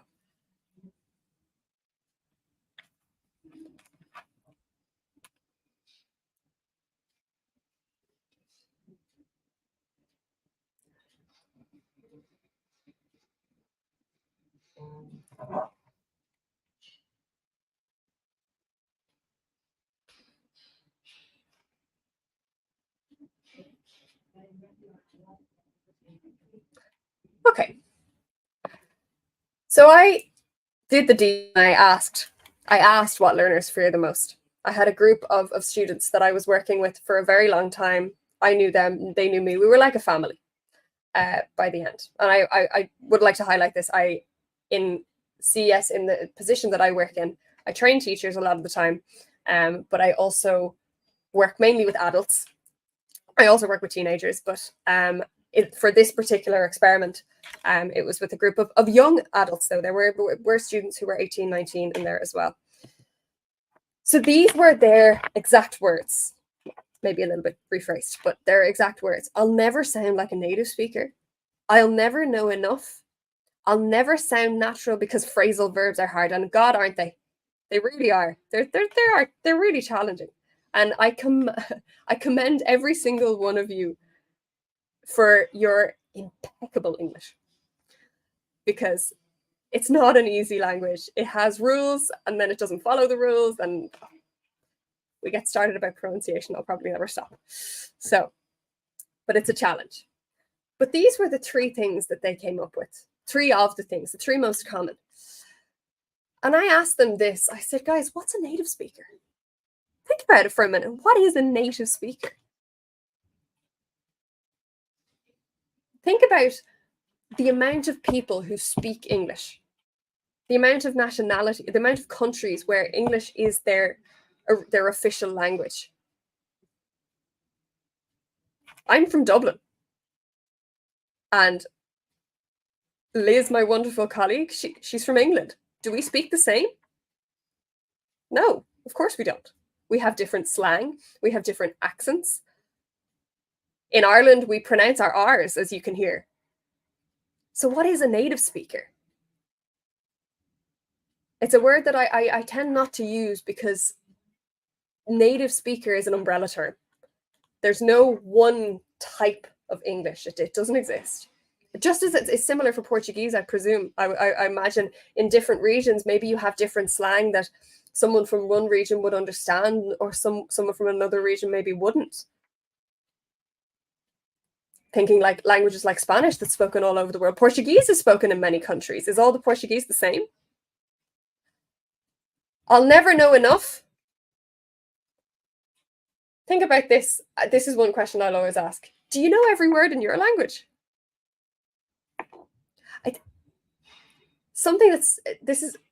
There's such valid fears because we want to be the best at everything. We want to be the expert. But when we're learning, being where we are at that time and accepting that what we know at that time, what your students know at that time is good enough. And it's not just for language, it's for everything. I'll never sound natural because phrasal verbs are hard. Yes, they are. Acknowledge it. Yes, they are hard. They mean different things. Pick up has so many different meanings, for example. Pick up. So many different things. And then I ask them, where do the fears come from? Do they come from maybe past learning experience, previous learning experiences? Do they come from colleagues or classmates even? Do they come from, where do these come from? Are they just a figment of our own imagination? Is it something that we have led ourselves to believe, for example? And then I asked them, when they figure out where the fear comes from, I asked them, what's the worst thing that could happen if this fear came true? What is the worst thing? So they had their fears in front of them or on the board, whatever way it worked. What is the worst thing that could happen if these fears came true? And I got them to essentially look their fear in the eye. And what was their response? Nothing. If you don't sound like a so-called native speaker, so what? If you never know enough, do we ever know enough in anything? This is very philosophical, I know, but do we ever know enough in anything? Are we ever, like, you might think, okay, yes, maybe we are experts in our field. But what about the other fields? Do we know much about that? My partner's a software developer. If he asked me about coding, that's a language. Do I know it? Absolutely not. Many different languages that I don't know in terms of coding. It's like, it may as well be a foreign language to me. But and they had this moment where they realized that the worst thing that could happen if their fears came true, when they realized that that's not actually that scary, it kind of alchemizes the fear a little bit. And in this class, I remember they had this moment and they were like, oh, I mean, I guess I just won't sound native and that's okay. Or, yeah, there are loads of phrasal verbs, but that's okay. And well, we're always learning. So, and this was their response. It's like this, do you ever see those cartoons where they have the light bulb moment over their heads? That is exactly what happened. They had this moment. They went, oh, we've been fearing something that's actually not that bad. I have a fear of making mistakes. What's going to happen if you make a mistake? That's okay. And just before we move on, so getting them, and if this is something that you think you might do with your class, by all means do it and email me and let me know how you get on. Or if you think, nah, I'm not going to do that, that's not going to work, fine. Absolutely fine. These are just things that work for me. And it might be something that you need to do more than once, a little reminder. You can turn it, if you want to, you can turn it into a dependent preposition lesson. I'm afraid of, for example, focusing on prepositions. Then we look at goals. So I want to ask you guys this before we look at the questions on the board. Did any of you guys set a New Year's resolution? And have you stuck to it? You might say yes, you might say no. I will never know. But think about if you didn't stick to your New Year's resolution. Why didn't you? And just think about that while we're going through this. Maybe you thought, oh, I'll drink more water. That was my goal, to drink more water. Did I do it? No. And that's okay. Why do we not stick to our goals? Or what is the point in having goals? So I want you to, again, get into your groups that I cannot see. And I want you guys to think about these questions or discuss these questions just for a couple of minutes. What are some of the reasons your current students are learning English? So we're mainly focused with English here. What do they generally say when you ask them? Do you ever take a minute to ask them, why are you learning English? Or is it just obvious? Because I have to. Why are students learning English? Because I have to pass the exam. Why are your students learning English? Maybe you go outside of the public school. Maybe you have private students. Maybe you're teaching maybe adults too. Why are they learning? What's their purpose?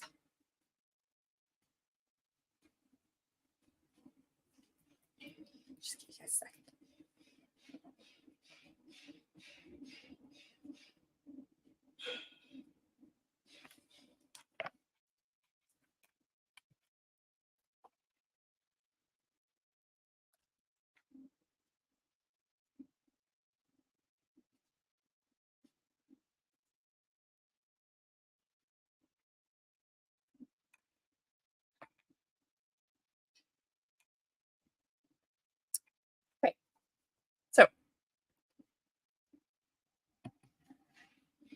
I asked this question, same class.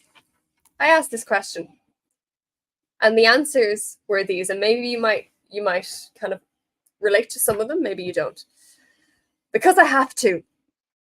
I can't get a good job without it. I have to pass my exams. My parents said I had to. Do those sound familiar to you guys? I know these are all rhetorical questions, but anyway. If they sound familiar, they're the answers that we get every single day. So if they sound familiar, but look at those sentences. Do you notice anything limiting about them?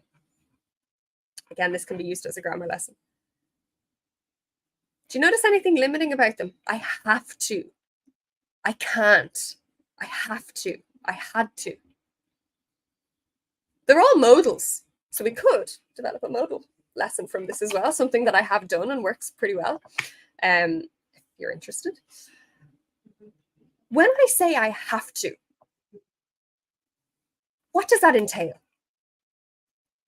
How do we feel when I say I have to do something? Think about right now, think about, just to yourselves, think about something that you have to do today. After this conference is over, what do you have to do today? Say it to yourself in English, say it to yourself in Portuguese, whatever works for you. Sit with it for a second and what do you have to do? To give you an example for me personally, I have to put a clothes wash on when I go home. How do I feel about that right now? When I say I have to do something, how do I feel about it? Do I want to do it? Probably not. Why? Because it feels like an obligation. I have to learn English. Sometimes when we say that we have to do something, it makes us not want to do it. Not because we're not interested, but because there's this external pressure of obligation put on us that we think, oh, I have to do that, so I won't. Yeah, does that sound familiar? I have to pass my exams. I can't. They're so limiting. Language is wonderful, but there is a power in language. Where a little bit where the mindfulness comes in is reprogramming the way we look at things. And we can do that with our students if they have the level as a modal verb lesson, if not. And of course, feel free to, if your students really are not at the level for these kind of things, don't just push them aside because they're in English. Do it in your language too. It still works. And by doing that, it might not just affect their English language classes, it might just affect every other class too. So this is a little bit off, but it's all right. There's such a power in language. If you change the way you look at things, if I could say it correct, it'd be great. If you change the way you look at things, the things change. The things you look at change. That's supposed to be there. And that's true. If we change our perspective on something, we really can change our mind about it. Thinking about, and this, again, it's not just limited to the classroom. If we think about the things that are out of our control, or if we think about the things that we maybe have a negative opinion of, per se, what if we just changed our opinion? What if we just looked at it from a different light? What if, I don't know about you guys, but up until quite recently, I used to get very stressed if my bus was in traffic. Can I change the traffic? Absolutely not. Can I do anything to make my bus go faster? Absolutely not. So why try to stress something that I can't change? But in terms of saying I'm learning English because I have to, we can change our mindset on that. We can change our perspective. We can change our perspective on the traffic on the bus, on the way to work, or in the car. What can we do to enjoy that? Read a book if you're on the bus. Listen to music. Listen to that podcast that you've wanted to be listening to. You've wanted to listen to for ages, but you haven't had the chance. Here's your time. This session here, you'll notice, it is very student-oriented, but it's also for teachers too. Your own motivation and your own perspective. So if you change the way you look at things, the things you look at change. Or another variation of this is, if you change the way you see things, the things you see change. And it's very, very true. So how can we use this idea to change our students' perspective on what they're learning? We can change "I have to" "I want to," or "I get to." "I have the opportunity to." So you can use my example that's on the slide, or whatever obligation that you have later today. Think about that for a moment. Notice, take a seat, just sit back, get yourself nice and comfortable, and say those two sentences to yourselves in your head, with your own statement or with the statement on the board. I have to clean the kitchen. I want to clean the kitchen. Notice what happens in your body. I'll give you guys a second just to do that. I have to, and everybody watching as well, of course, not just the people in the room. I'll give you guys little times to pause so you can reflect. I have to clean the kitchen. I want to clean the kitchen. Notice even a sensation in your body. Notice what goes through your mind when you say these. So when we say "I have to," we feel obliged. We might feel a little bit of a retraction or restricted attention. When we say "I want to," it's a little bit more open-minded. We're a little bit like, it gives us the choice. I want to do this. It gives us the choice. We don't feel obliged to do it anymore. And again, this can work just as effectively in any language, just changing the narrative, rewriting the narrative. I get to do this. So let's take my example. I want to wash my clothes when I go home. But do I believe myself right now? Do I believe that do I really want to wash them? Not really. And maybe when you're saying these two sentences, you don't really find a difference in how you feel. But one of them is slightly more empowering. When we say "I want to" or "I get to," it's just a little bit more empowering than saying "I have to." But saying "I want to clean the kitchen," is it enough? No. Because we need to know, and the same with our learners. I want to learn English. I want to learn English. But inside they're saying, "No, teacher, I don't want to learn English. It's boring. I don't like it. I don't need it for anything." Again, the lessons will solve all these, hopefully. Knowing your why. For every goal that we set, go back to that New Year's resolution that you had or have, or maybe it's going well, or maybe it's not going so well. Regardless, it doesn't matter. What is your reason for doing that? Or that obligation that you have when you leave this wonderful conference today?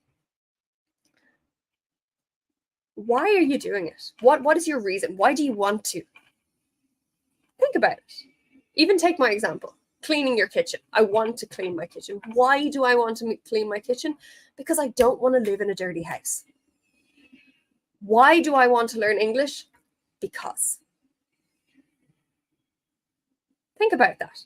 What is your why? What is your reason? Why do you want to do the things that you subconsciously probably don't want to do, but we can change the way we think, and we can change the way our students think as well. Or sorry, students can change the way they think by changing their perspective, shifting their perspective to a different thing. So, like the other exercise of why they're learning English, I got them to change. I got them to shift their perspective. I got them to change their sentence. And they said, "Oh, teacher, I don't want to." I said, "Okay, there's a reason why, because we don't have a reason why." So I got them to write this. I want to learn English because. And what are their responses? What could be some of the reasons why students, teenagers, adults, kids, why do they want to learn English? Thinking a little bit more to the outside world. Why might students want to learn? Because it's great, obviously, like we know that. But what do we think? Why do students want to learn English? There's always a reason.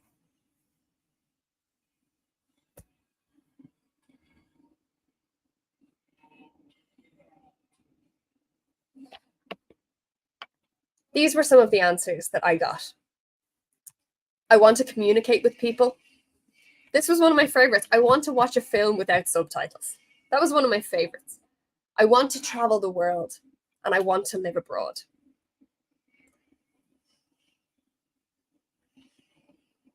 And again, creating a whole lesson on this using modal verbs if you want to, or want to versus have to. What is the difference? Anything like, depending on the level of your students. But just before we move on to the very last one, sorry, two more. What I get them to do then, and I invite you to do the same with what you feel your obligation and now your want is. When I want you to imagine that goal that you set at the beginning of the year, or that thing that you now want to do today, clean your kitchen, get your car washed, whatever it is. Think about that's done. Think about you've cleaned your kitchen. You walk into your house and your kitchen is clean. You have to prepare your lessons for tomorrow. Think about how you feel when your lessons are prepped. They're done. They're ready to go. Or maybe you can just take one from the packs and they're ready to go anyway. Focus on something else. How do you feel? Do you feel good? Accomplished? Satisfied? Can you think about the time when you watched an English film without subtitles for the first time? What did that feel like? Or any other language? What did that feel like for you? Probably felt really good, right? So holding on to that feeling, having the why, but also remembering how that makes us feel, imagining that we've done this already. English is learnt, it's done. Your students have learned English already. They're done. They're pros. They're native speakers, as much as I despise the word. Imagine get them to focus on that feeling. Get them to say how they feel. Empowered, happy, excited, accomplished, whatever. Good, great, amazing. How does that feel for them? At any time that they lose motivation, or any time that you guys lose motivation in anything that you're doing, come back to that feeling. A reminder that if I do this, it will make me feel like this. If I achieve this, this is how I'm going to feel. Conditionals, there you go, weave it into grammar. I found of all of these, they've all been quite effective, but I find that this has been the most effective. When I see them kind of slipping on the table like this, why are you learning English again? Because I have to? No, because you want to. Why do you want to? Because I want to really get a really good job. You have the really good job. How do you feel? Great, brilliant. That motivates them. And coming back, this is something that they can come back to. And I do find I will never promote something that I haven't tried and tested myself. And this is something that I have tried and tested, and it works for me, and I truly hope that it works for you guys too. So, moving on to the next one. And again, like I said, you can take or leave these. Whatever resonates, take it. If it doesn't, or if you need to adapt them in some way, do it in Portuguese, whatever works for you. If you teach other subjects, do it in the other subjects too. Why not? So this hashtag I am remarkable is a Google movement. And sometimes one of the biggest fears that students have is that they don't believe in themselves. One of the biggest barriers to learning is because they don't have faith in themselves. They don't believe that they're good enough. They don't believe that they're smart enough. They don't believe that they can achieve. And this is something that's really hard to do. And I won't get you to do this one, but I'll go through it. This sentence, I am remarkable because, maybe in your head you can think of one thing. Why are you remarkable? This little exercise we can do with our students too. Maybe we won't use remarkable.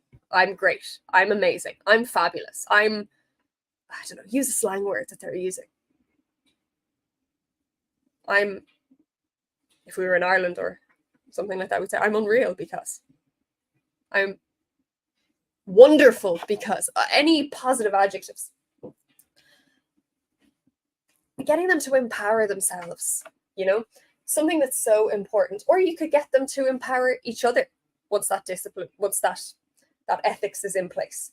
If you know that they're gonna be doing it. So selective where we do this. We can't do this with everybody.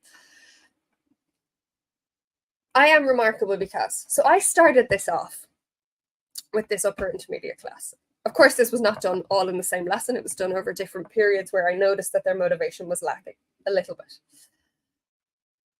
I am remarkable because, and the things that they came out with was, and I got them to write it on the board. I got them to come up, I got them to get their marker, and I got them to write it up. I had this in a bubble, and I started them off.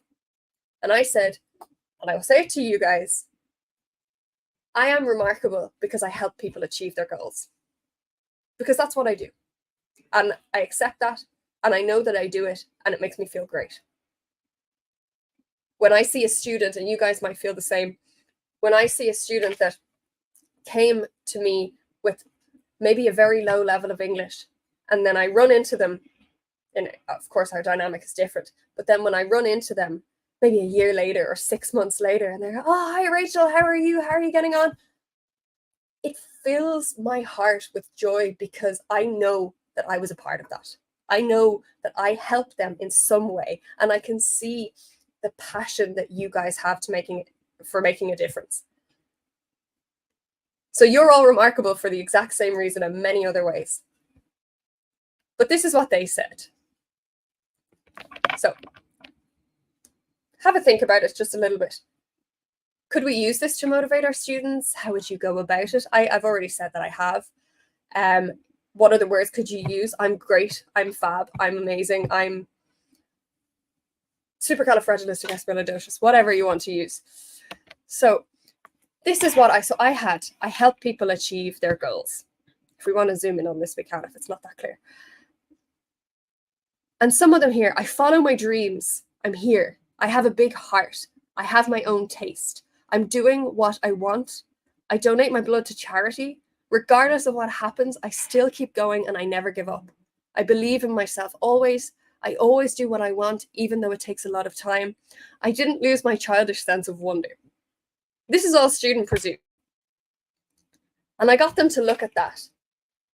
And how do you think the students felt afterwards? They felt so empowered. They felt so great. They thought, oh, do you know what? At the end of the day, they were walking out. They were like, do you know what? I'm brilliant. And that was great. That was all I ever wanted. And that gave them the motivation, because sometimes the insecurity that students have really is that block to helping to stopping them from performing. Or maybe they're scared of what their peers think. Get them to compliment each other. You're great because you're great at maths and you help me. You're great because you make everybody laugh. Something like that. And this has gone a little bit to the side, but we'll work with it. The last thing, for you guys, for your students too, everybody always works. One of my favorite things to do is affirmation work. So again, it all comes with the power of language and programming the mind, reprogramming the mind. And it can be something simple. And you can it could be in Portuguese, it could be in English, writing an affirmation that will work, a positive affirmation that they can repeat, that they can put on their screensaver on their phone, that they can put right on the front of their, you can't see that, right on the front of their notebook. That every time they look at it, they have this reminder. Maybe you can give it to them, or maybe they can give it, maybe they can create it themselves. An example is that I'm confident in speaking English because I'm doing my best, and that is enough. That's quite a long one. But I'm doing my best. I'm always doing my best. I'm good at English. Whatever it can be, something really, really simple. They won't believe it at the start because nobody does. But if you keep going with that, if they keep repeating it, when they get into those moments of, oh, teacher, I can't, or, oh, teacher, it's too difficult. What was that? What was that quote? What was that affirmation? I'm doing my best, and that's enough. I'm doing my best, and that's enough. I'm amazing. Yeah, it could be anything. Whatever you think, whatever it is you think that they need to hear, knowing your students probably as well as you do, you know exactly what they need to hear. Or maybe get them, if they're a little bit more independent, they're a higher level or whatever it is, get them to set it themselves. Get them to write something that they want to believe. And sometimes when they struggle to think of what they believe and what they want to believe, get them to take that fear and flip it. So I'll never be good enough. I'm always good enough. Other people are other students are better than me. I'm doing my best. I don't know enough phrasal verbs. I know enough phrasal verbs for now, anyway. For example, I'll never sound like a native speaker. I don't want to sound like a native speaker. I have my own. The one thing that I love about interacting with and meeting students from so many cultures, and I'm so grateful that I've had the opportunity to meet so many of you virtually, but some of you virtually, but also meet so many people from so many cultures, is that I see the one thing that inspires me so much in this work is that everybody is coming here and they're speaking another language, and that's brilliant. You know, I really think it's so powerful. Sometimes we think about, we're so focused on the learning of the English, and of course that's the goal always, but isn't it just so inspiring? And I say this again, I commend all of you guys. You guys are speaking another language right now. You're listening to me in another language, and that's phenomenal, because it is something that not everybody can do. And so give yourselves a pat on the back, or a hug or something like that. Commend yourselves, because it's amazing. It really is amazing that you're inspiring the youth of the country, the future of the country, in a language that is not your own. Or maybe it is your own, but in a language that is not your own. I just think that's absolutely phenomenal. So well done. And maybe you need an affirmation. But affirmations are really nice. And if you have a classroom that, is yours, or you think that other teachers might like this idea too, feel free to, like I did with my writing assignment, feel free to put them around the walls. Feel free to put them up there. I'm always doing my best. Have a little, like when you're in primary school and the classrooms are all really inspiring and motivating. And sometimes in secondary school, we lose that because it's more focused and it's more academic and it's more exam focused and future focused. If we walk into a primary school classroom, I don't know what it's like there, but it's all colors and rainbows and happiness and positive affirmations and quotes, and it's just lovely. Why not bring that into the classroom? There's nothing childish about it. So if you think this is something that will work for you, I invite you beyond this to write affirmations for your learners, or get them to write them for you, or stick them around the classroom, or put one on the board the next day. They might think they might laugh at you at the start. And of course, it's at your discretion. If you don't think it's going to work with a group of students, don't do it. But everybody wants to hear things. And sometimes the reason that students, especially teenagers, the reason that they laugh so often is because of an insecurity that tells them that they're not the best, they're doing the best, or they're not enough, or they're not capable enough of learning, whatever. But if we can break past that insecurity, especially at a younger age, that's all we can ever want. I don't know if you guys agree, but that's all that we can ever hope for our students. After I did this lesson, just to give you guys a little bit of credibility on it, after I did this lesson, I had one lovely girl, and she was getting so frustrated in the class every single day. I'm not learning. I'm not good enough. Really negative self-talk.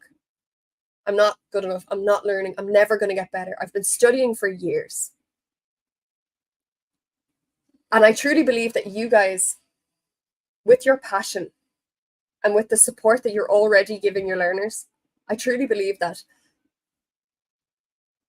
before they get to us at an adult level, age even, before they get to us, we can break those patterns.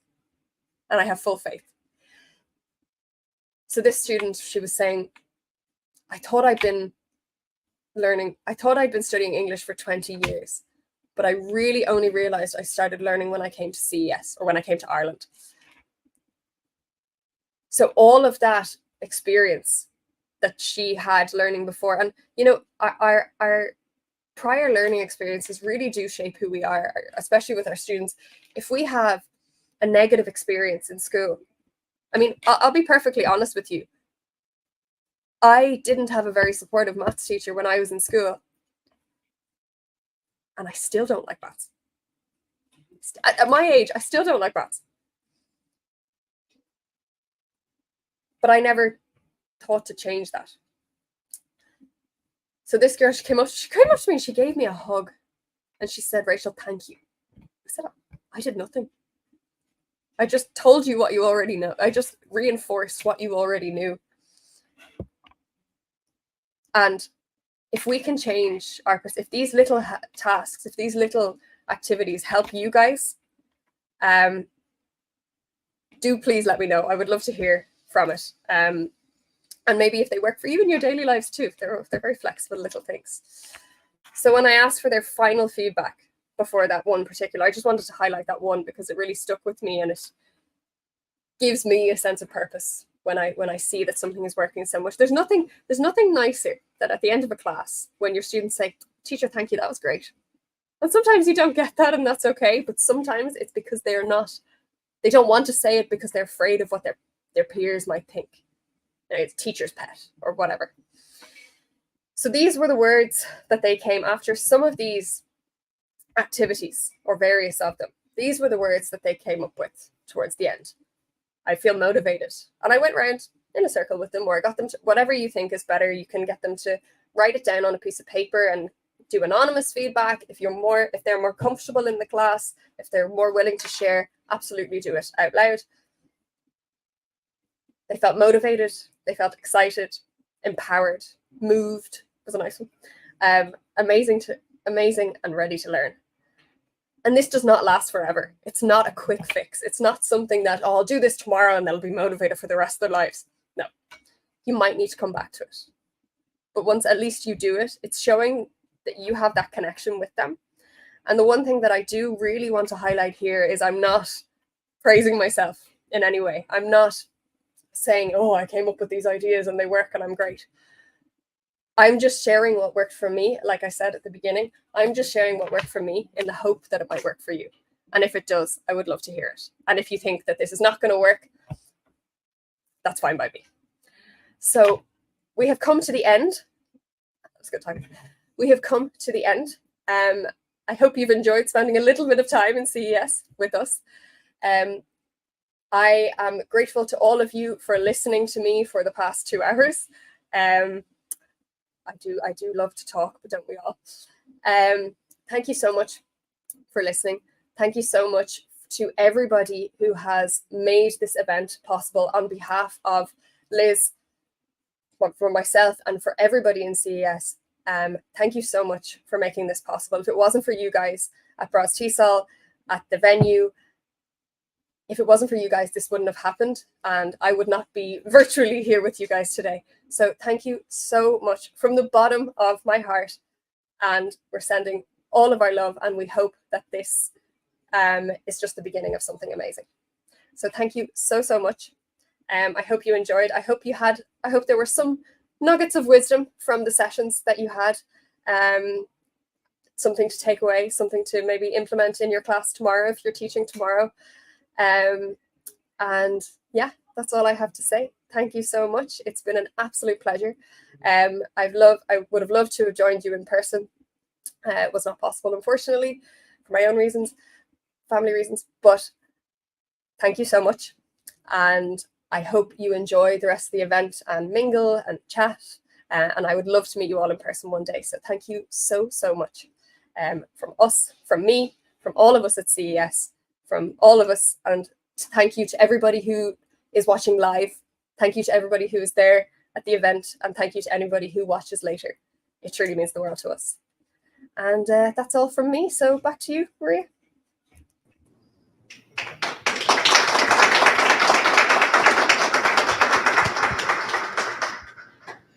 Thank you, Rachel.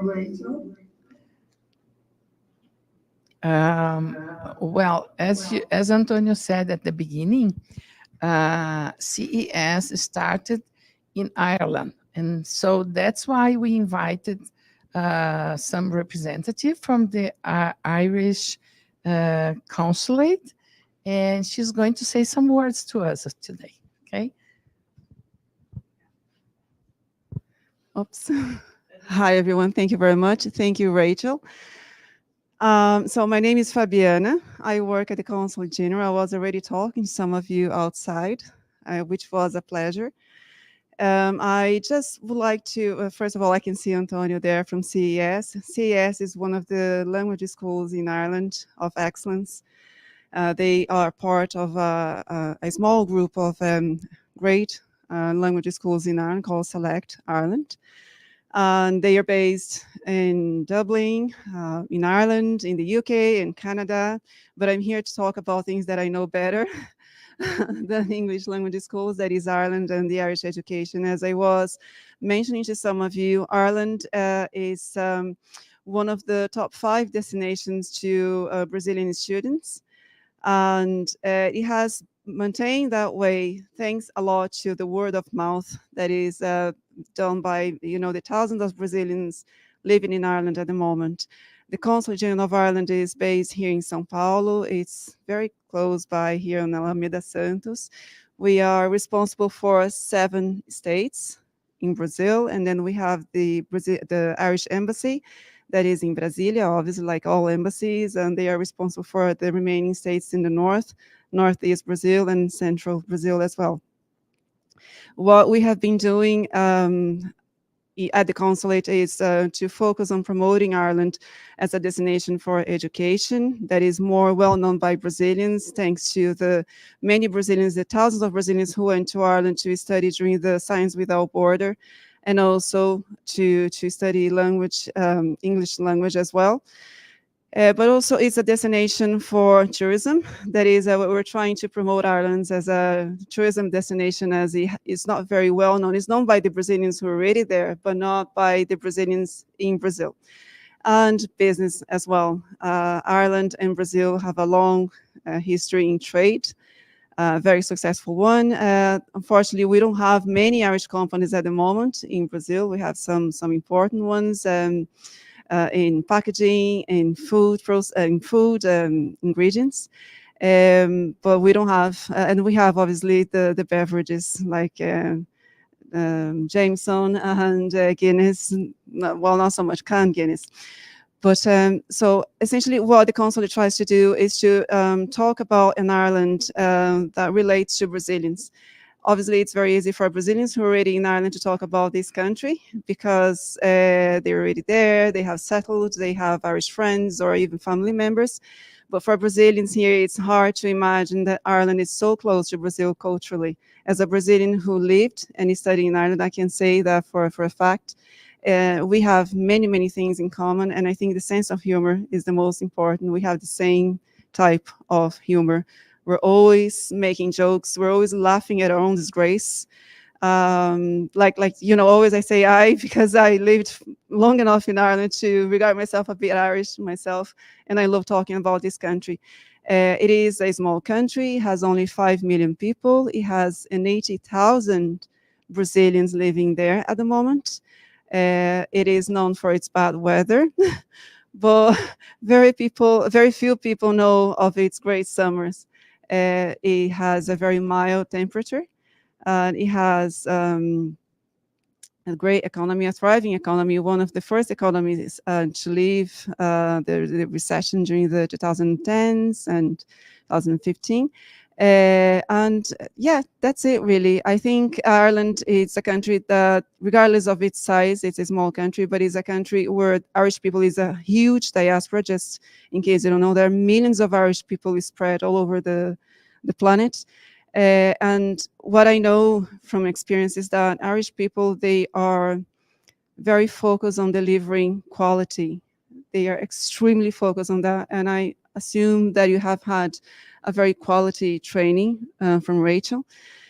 And I can't say enough on how passionate Irish people are for knowledge and for the delivering a work that is going to be lasting and is going to be impactful. That's they put all their hearts and soul into doing something well. And that's it, really. If you have any questions, feel free to talk to me outside.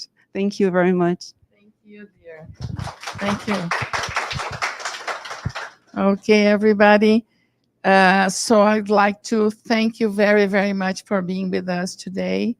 It was a pleasure. And then you have our contact from Public School SIG. We are going to continue spreading the word of this material that was very well cared by Rachel. And see you in the next event, okay? Keep an eye on our Facebook and Instagram. We are going to be sharing a lot of things there, okay? Thank you very much.